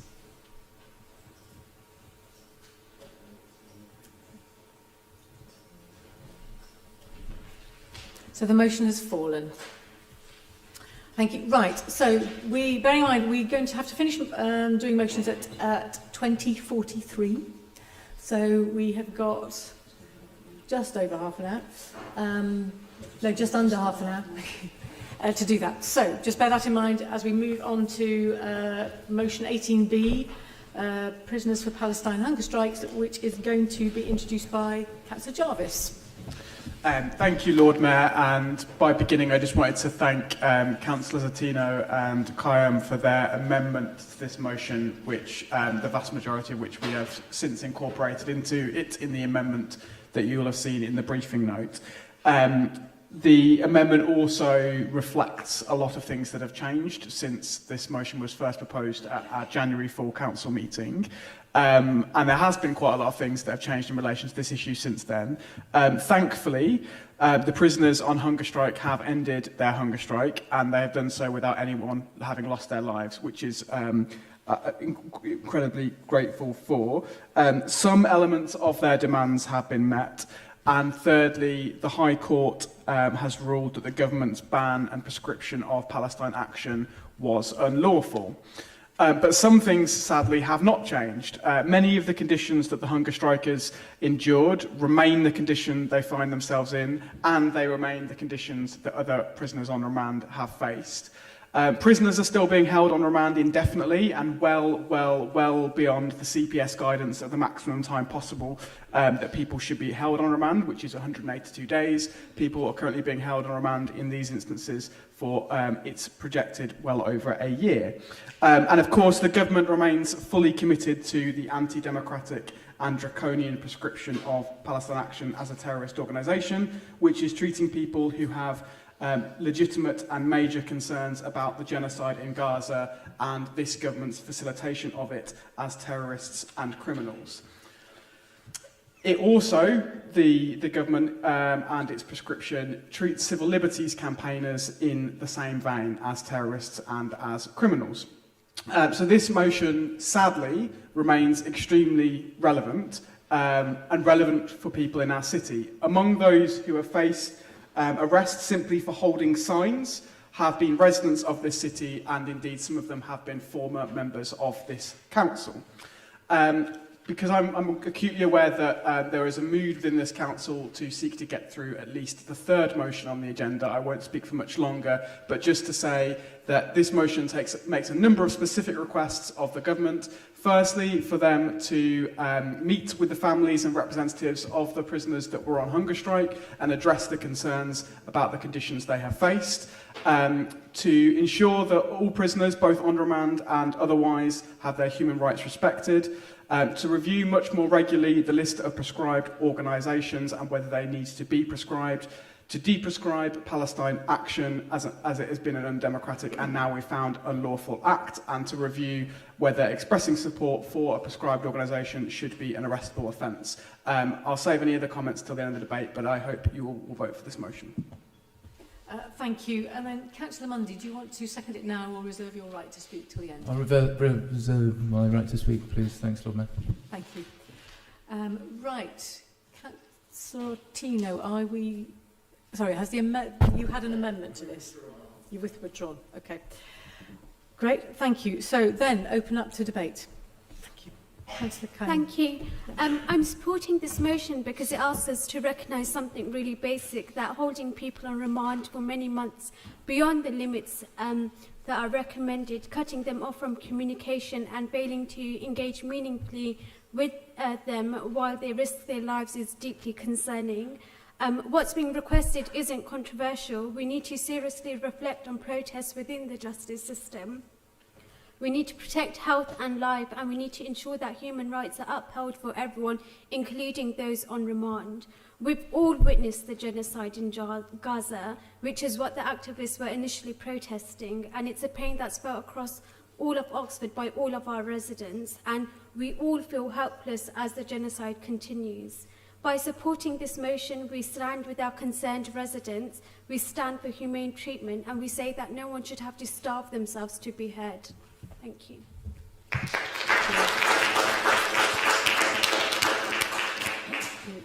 Councillor Smoot.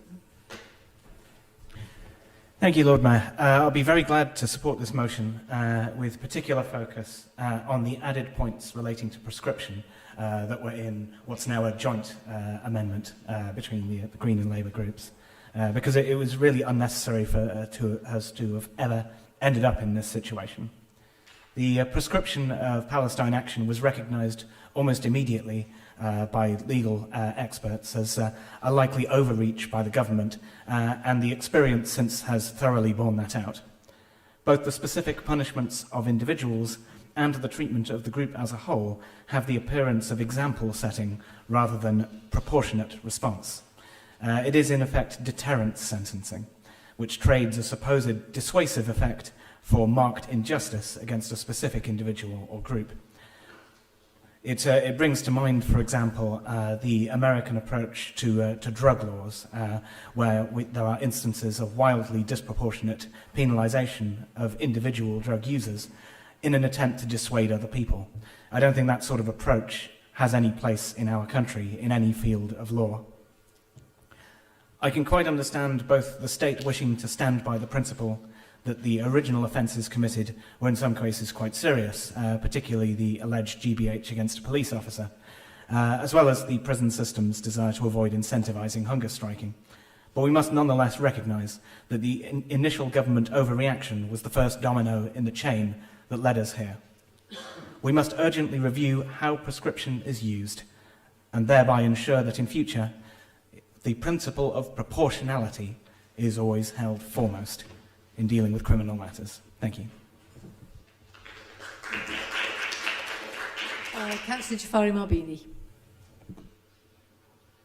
I would just like to go back to why Palestine Action was doing what it was doing, because it was trying to highlight British complicity in selling arms to a state that was and continues to not only commit genocide in Gaza and ethnically cleanse the West Bank, but it has now displaced millions of people from Lebanon, threatening that they shall never return, and has launched an illegal act on my country in Iran.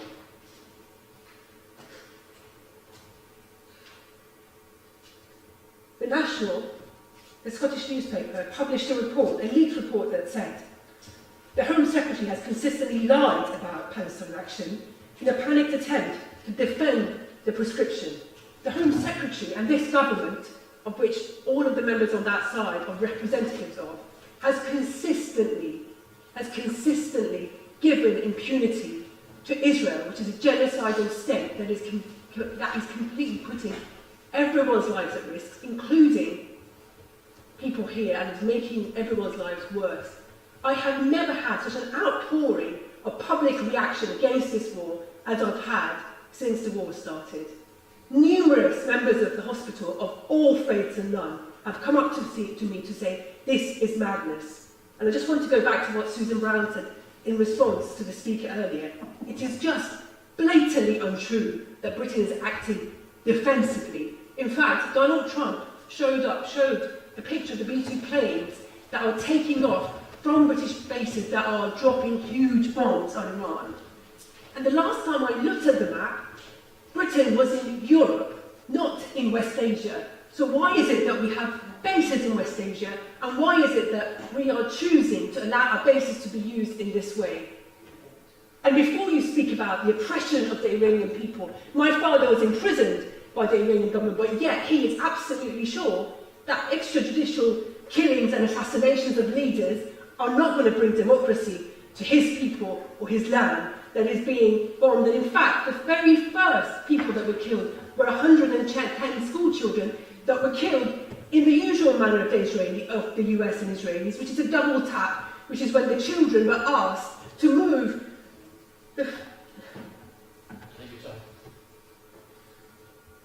The first bomb did not kill the children. They gathered up the children, the teachers bravely gathered up the children and put them into the school hall and into the prayer space and into where they're normally fed. And it was assessed again, and half an hour later, when their parents were on their way to collect them, another bomb was dropped on them and killed them. This is what Britain is supporting. This is what all members of that side, however they might want to express differently, are supporting, because they're representatives of the Labour Party. And I'm sorry if that makes you feel bad, but that's just the reality of the situation. Thank you. Councillor Raymond. Thank you, Lord Mayor. Thank you, Hosnia. Well, there's no doubt what happened in Palestine and the support the British government gave to the genocide has led to what emboldened Trump and the USA to do what they did in Iran. So the consequence of the support for the genocide in Gaza is now leading to more and more deaths across the Middle East. And this government is responsible for that. And the people on hunger strike, all we can say that they're heroes because they stood up and they defended the right the best way they could. I wish that we could do more with them.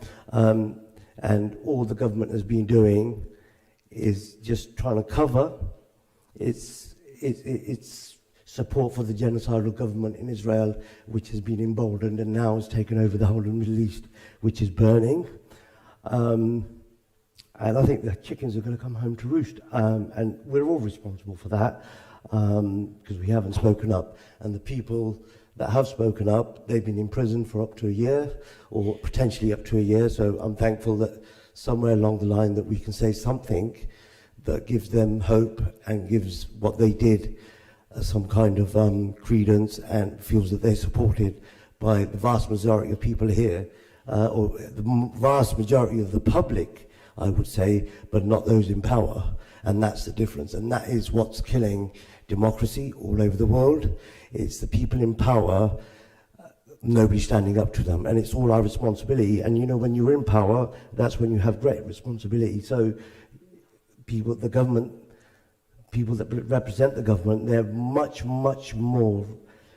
much more responsibility to stand up and show their view, you know, say as they see it, not what they think's right, but they know what's right, so stand up for it instead of hiding behind some excuse.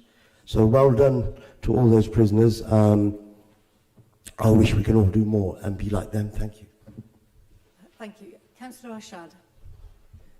Thank you, Lord Mayor. This motion is actually the heart of, which speaks of peace and justice. So obviously we know that peace isn't just something that we call for abroad, it's something that we practice at home. So it's down to how we treat our people. And in recent months, obviously, we've seen the individuals on remand who aren't yet convicted and driven to hunger strikes to make their voices heard. So that should concern all of us. Justice means fair process, humane treatment, and being heard before harm is done. So peace means choosing dialogue over suffering and dignity over neglect. Supporting this motion is about asking for exactly that. Engagement, humanity, and action to prevent further harm. Because if we truly believe in peace, then we have to stand for that justice everywhere and for everyone. Thank you. Thank you. Okay, Councillor Turner, and then we'll go to Monday and... Oh, sorry. Thank you. Councillor Turner. Yeah, thanks very much, Lord Mayor. I mean, a few quick reflections, if I may, appreciating the sentiments behind the proposal of the motion and also the way that some in this chamber are really personally affected, and I think are owed a duty of sort of solidarity from us all. First thing is just on the issue of the hunger strikers and particularly the arrests which are alluded to. I think what's gone wrong here is I can understand the serious allegations made about the group Palestine Action. I think a lot of people on demonstrations wanted to show solidarity with the people of Palestine for reasons which have been well documented. They chose to do so holding up signs about Palestine Action. I don't think at that moment they were endorsing the acts committed, and it meant an awful lot of people were arrested and imprisoned who, in my view, shouldn't have been, and it wasn't a good way for the law to work. And whether they need to change the law or what they need to do there, I don't know. But that's my view of what went wrong. It hadn't worked as it should have done. I do want to address the thrust of the comments that everyone who's a Labour councillor is somehow responsible for every aspect of policy including foreign policy. My motivation to get involved in local politics was that when I went out on the doorstep many years ago as a young person, I found people tended to raise particularly local concerns. I thought, here's an opportunity to make a difference. And one way or another, you know, that's been the focus of my activity. I've had many moments of sadness, including to do with foreign policy, over this time. If I can give another example of a moment that made me very sad, it was this leaving the European Union. I say to people, I couldn't stop that. I campaigned in the referendum, I lost, fair enough. What I can do is try and get young people from my ward over to Germany to experience it. And so you think about what you can do. In this council, we called for a ceasefire before that was government or for what I would call Labour Party policy. We heard from the Palestinian ambassador at our invitation. We welcomed the mayor of Ramallah, our twin city, to Oxford and flew the flag in on his visit. So those are things, and I think also we can work to try to, bring pressure on government when government policy is wrong, and we can work to try to keep communities together in Oxford. And so, that's where I'm coming from in this. I do that as someone who at times has been beyond frustrated, angry, sad government policy which has been too slow to recognise the crimes being committed by the Israeli government. But that's where I'm coming from anyway, and I hope people will consider that as the motivation for many of us on this side. Thank you. Thank you. Right, now, Councillor Sanderson, please. Thank you.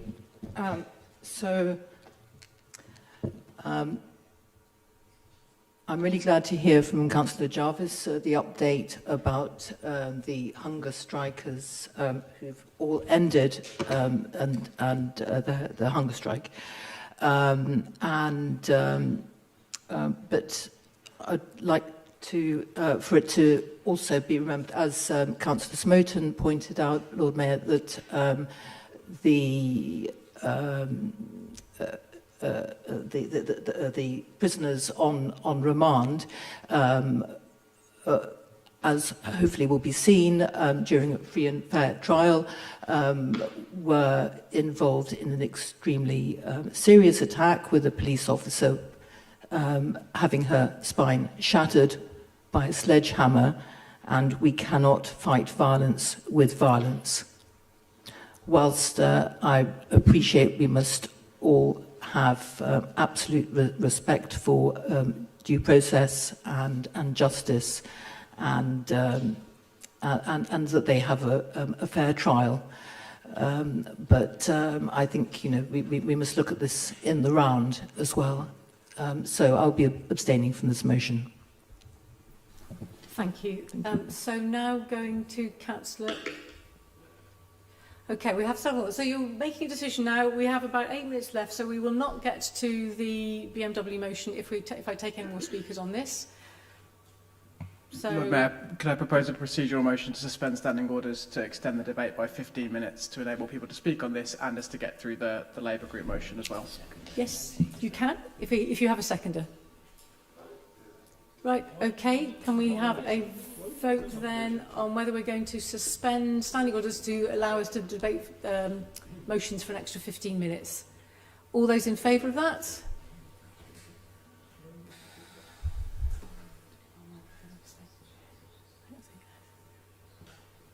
Yep, thank you. We can do it quick against, up against, and abstentions. Okay, so we are carrying on. Excellent. All right, in that case, I'm taking Councillor Chapman, and then one else. Yeah, thank you. I've been listening to the debate very carefully. I didn't know what I was going to do before I came into the room today, but I will be, on a free vote, be supporting the motion.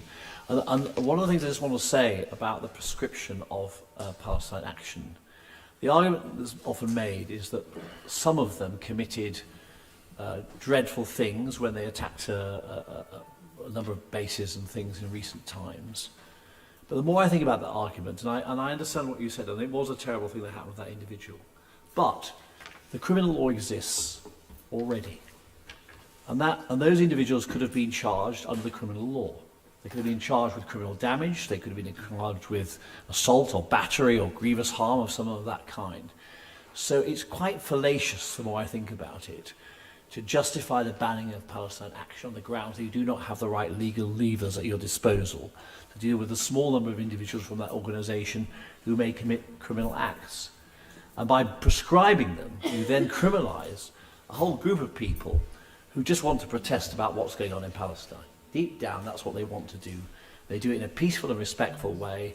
They do it often in silence because they're frightened to open their mouth. And I, as somebody who believes in freedom of speech very strongly, feel very uncomfortable about this. I don't support the government's position on this, by the way. I may be a Labour member and a member of this cabinet, but I do not give a blank cheque to this government on anything. Let me just say that for the record, right? Hang on, I'm hardly silent when I'm speaking at the moment. Therefore, on all the grounds I've just made, I will be supporting the motion. I think it has a lot of merit. Thank you. Thank you. Councillor Powell. Thank you very much, Lord Mayor. I've listened very carefully to the debate as well, and I think what I'd really like to draw out here is the way in which these kinds of overly broad prescription efforts operate in reality. It's exactly the point that Councillor Chapman has just raised, the sense that people say things when they don't even realise the implication of what they are saying, and then they end up being placed in a situation where they have displayed a reasonable suspicion of supporting a prescribed organisation. From a standpoint of basic legal propriety, the use of prescription legislation in this way is unethical, immoral and utterly unsustainable. And I think it's really, really important to point out that following the High Court decision, it obviously remains, because of the appeal by the Home Secretary, the fact that the prescription remains in force. Literally hundreds of people accidentally committed a criminal offence because the effects of this legislation is not clear to the majority of the public. Frankly, in my day job, I work in a law department. I talk frequently about the effects of poorly drafted legislation, but no one could have done more to show the flaws of UK terror legislation than this government with the way in which they introduced that prescription. They made the argument that critical scholars have been making for decades abhorrently clear, and I think, the fact that we've had to see people utilising methods such as hunger strikes to point out this is grossly egregious. And, fundamentally, we absolutely should vote for this motion, but there really needs to be a much clearer dialogue about the unanticipated and unappreciated effects of this kind of prescription on free expression in this country. It is, in my view, a fundamental assault on the right of people to talk openly about the genocide in Gaza. And there are many people who were basically arrested for not in any way directly indicating support, but for making statements that a police officer felt indicated support. Thank you very much. Thank you. Councillor Malik. Thank you, Lord Mayor. I'd like to thank both of the people who bring the motion and the other, quite rightly so, but then again somebody tried to portray the picture.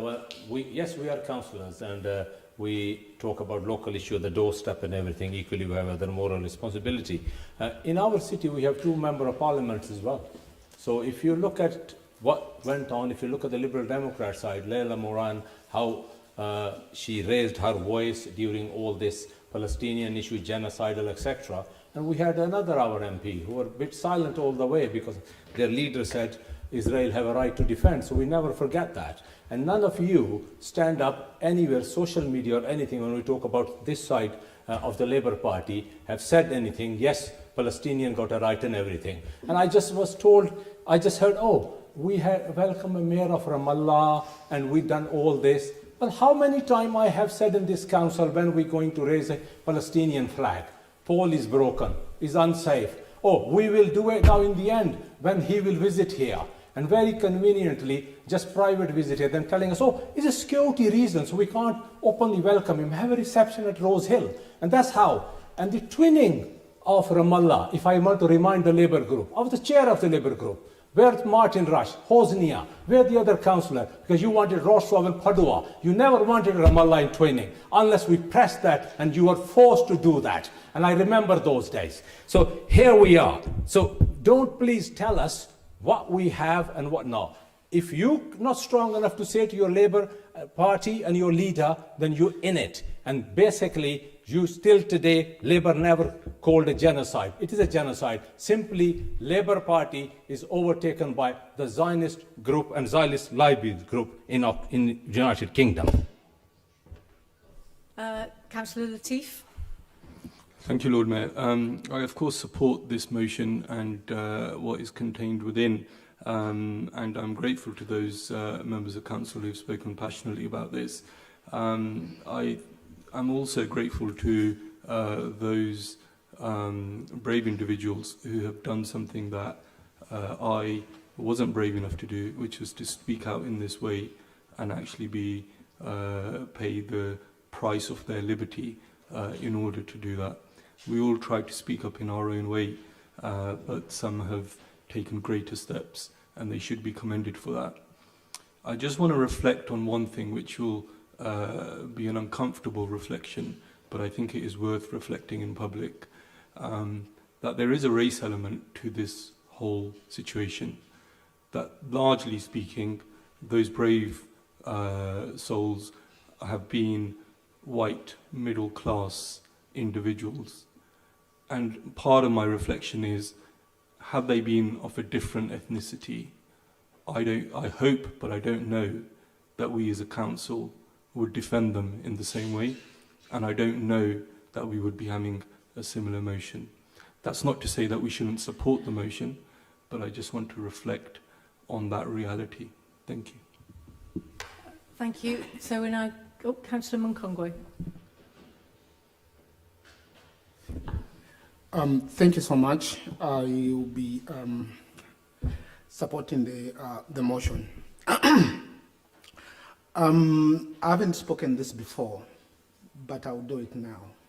And I speak as a voice from Africa. I speak from Africa with a message of humanity. War is not the answer. Innocent lives are lost, families destroyed, and futures stolen. Violence cannot be justified.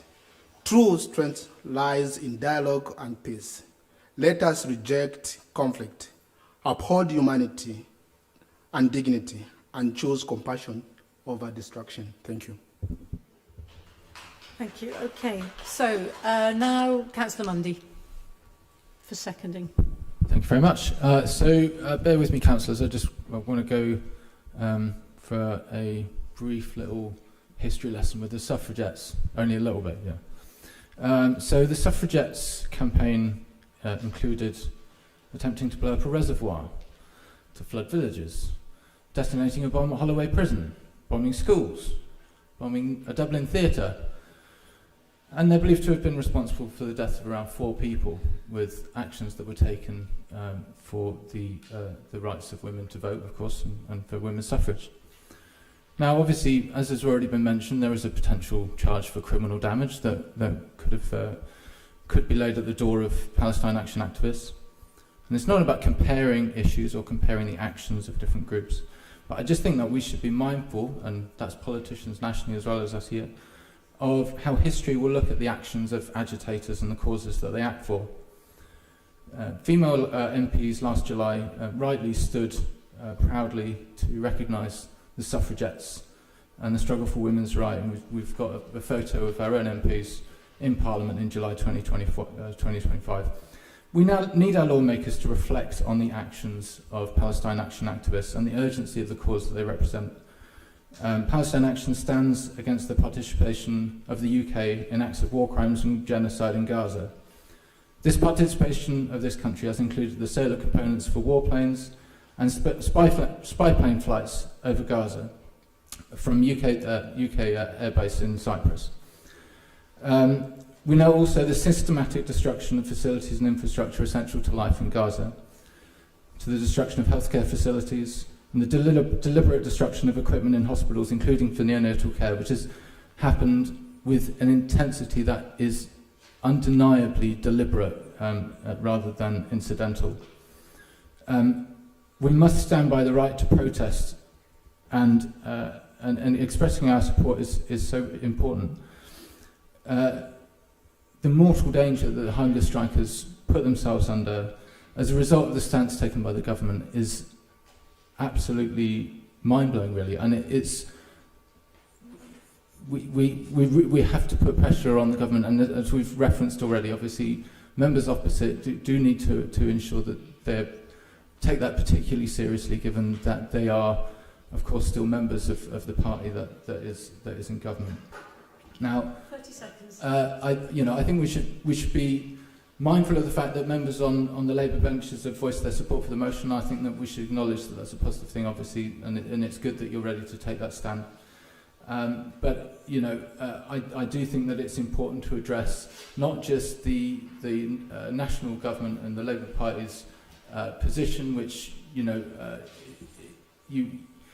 can't avoid having some level of involvement in that when you're a member of that political party, and you're obviously a representative in council for that party. But also there's the actions of the Labour group Sorry, locally. Councillor Mundy, that's Are you going to come off there? Sorry? Sorry, that's the end of your time. We're going to move on to Councillor Jarvis to sum up. Thank you. I will try and capture as much of it as possible, but there were a lot of contributions.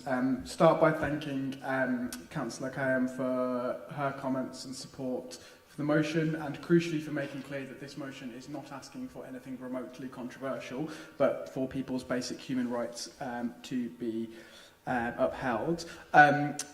Councillor Smoten, I appreciate your support for the motion. I would just raise a slight quibble with some of the comments that you made. Prescription of Palestine Action is obviously an important element of this, but it is, of course, really important for us to remember that the individuals who were on hunger strike were charged for activities that took place before Palestine Action was prescribed, and they were already being held on remand. And so prescription is part of the problem, but also the wider issue of how we're treated, our criminal justice system, and how people are treated within it and being held on remand indefinitely. I want to thank Councillor Jafari Mabini for your comments and your incredibly moving and powerful contribution to this debate, and for your continued and tireless solidarity with the Palestinian people, both in this chamber and outside of it. Also to thank both yourself and Councillor Rahman for making clear the government's complicity in the genocide in Gaza, and indeed on Israel and the US's attacks on Iran. Councillor Arshad, very grateful for your support and for setting out how this motion is about humanity and harm prevention. Councillor Sanderson, I'm saddened to hear that you're going to be abstaining on this motion. I think the one thing that I would note is that this motion seeks to make no prejudgment as to the guilt of the individuals who have been on hunger strike and the prisoners that are on remand, simply to draw attention to and to address the conditions of their imprisonment and the prescription of the organisation they were a part of. I'd also like to thank Councillor Chapman for making very much that point as well. Councillor Powell, thank you for using your lawyerly ways to explain the unethical and unsustainable nature of prescription. And thank you to Councillor Latif for your reflections on this, which I think gives us some pause for thought, and also in relation to thinking about who is able to take the kinds of actions that people have done in relation to the prescription of Palestine Action, and the way that the criminal justice system treats people very differently based on their background and the colour of their skin. So I'll leave it there, but thank you everyone for the debate, and I hope that we will all be able to support this motion this evening. Indeed. Thank you very much, Councillor Jarvis. So, in the interest of time, can we please go straight to a vote on this? Can I see all those in favour of this motion?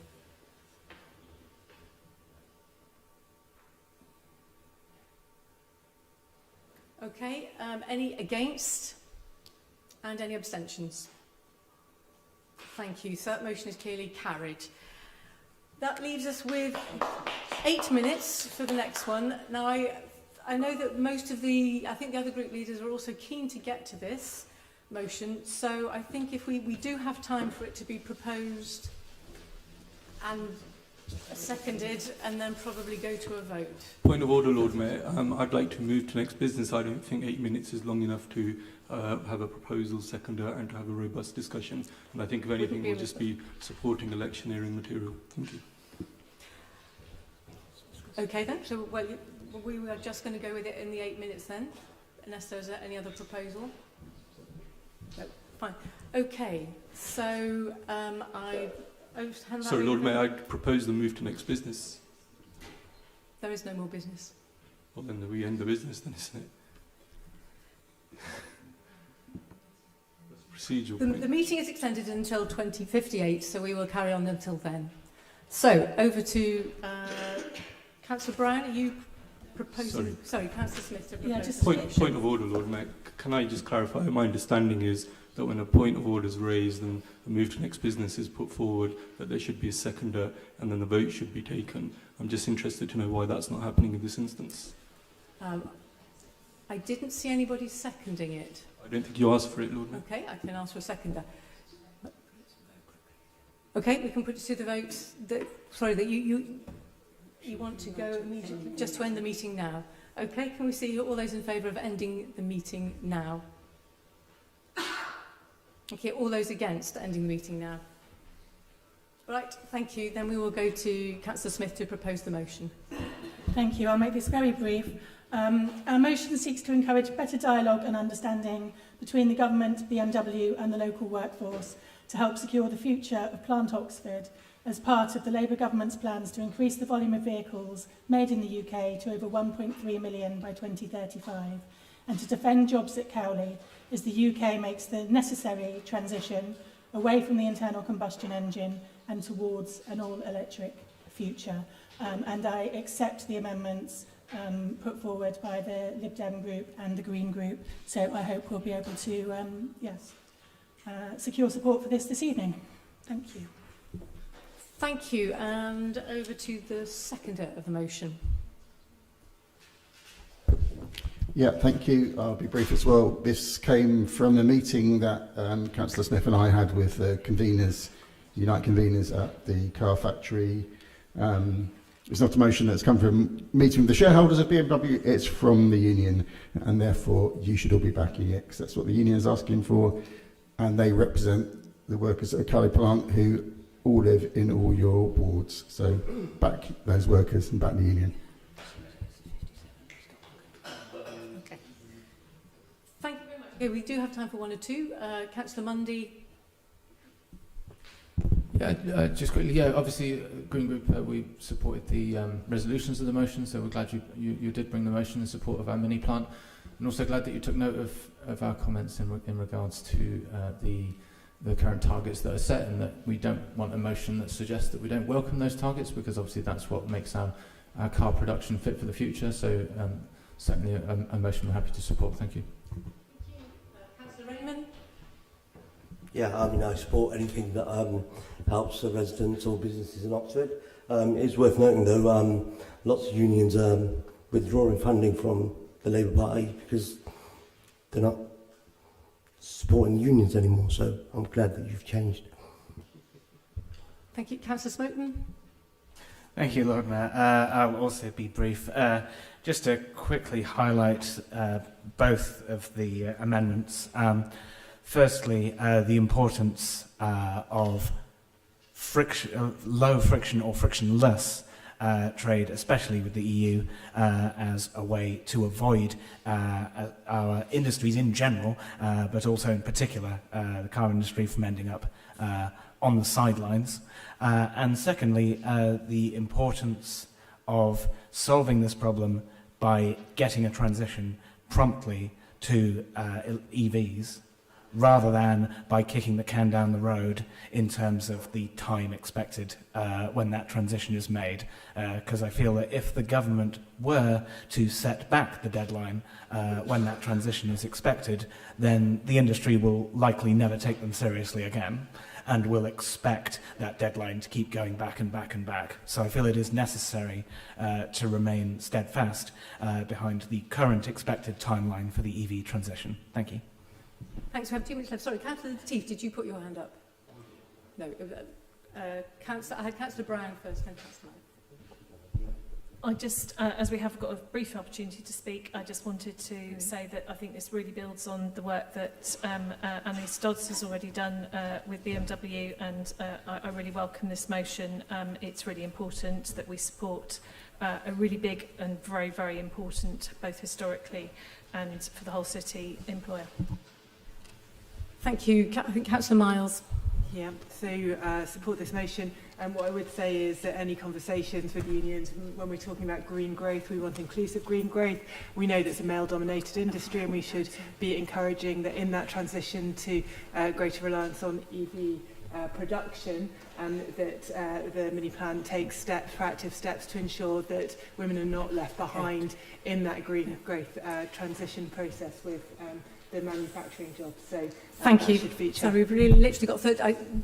Councillor, I can give you 30 seconds, and we're going to Councillor Smith to sum up for 30 seconds. Yeah, very briefly, I just want to point out what the spokesman of BMW Group has said. There is a strong concern about the trajectory of the ZEV mandate and future sale requirement do not reflect current level of the customer demand of battery electric vehicle in the UK. We do not believe mandate create markets. The pace of the transition must be shaped by the real customer demand, supported by the right market condition and the competitive policy framework which enable a long-term investment. So basically, government also need to take a point. Not everybody wants to buy the electric and hybrid cars, so this is what their spokesman are saying. Thank you very much. Okay, back to Councillor Smith to sum up. I'd just like to thank everybody for their comments. Yes, and as has been said, it's there's clearly more to do from the government, more things to consider. It's not just about having a mandate. You know, there's measures we need to address the issue of tariffs. There's work to do on bringing energy costs down. There's lots that needs to be done to stimulate demand for domestically produced cars. So yes, that's what we hope they'll be able to discuss when they get together, as the motion asks for. Thank you. Thank you. So can we now put this motion to the vote, please? Can I see all those in favour?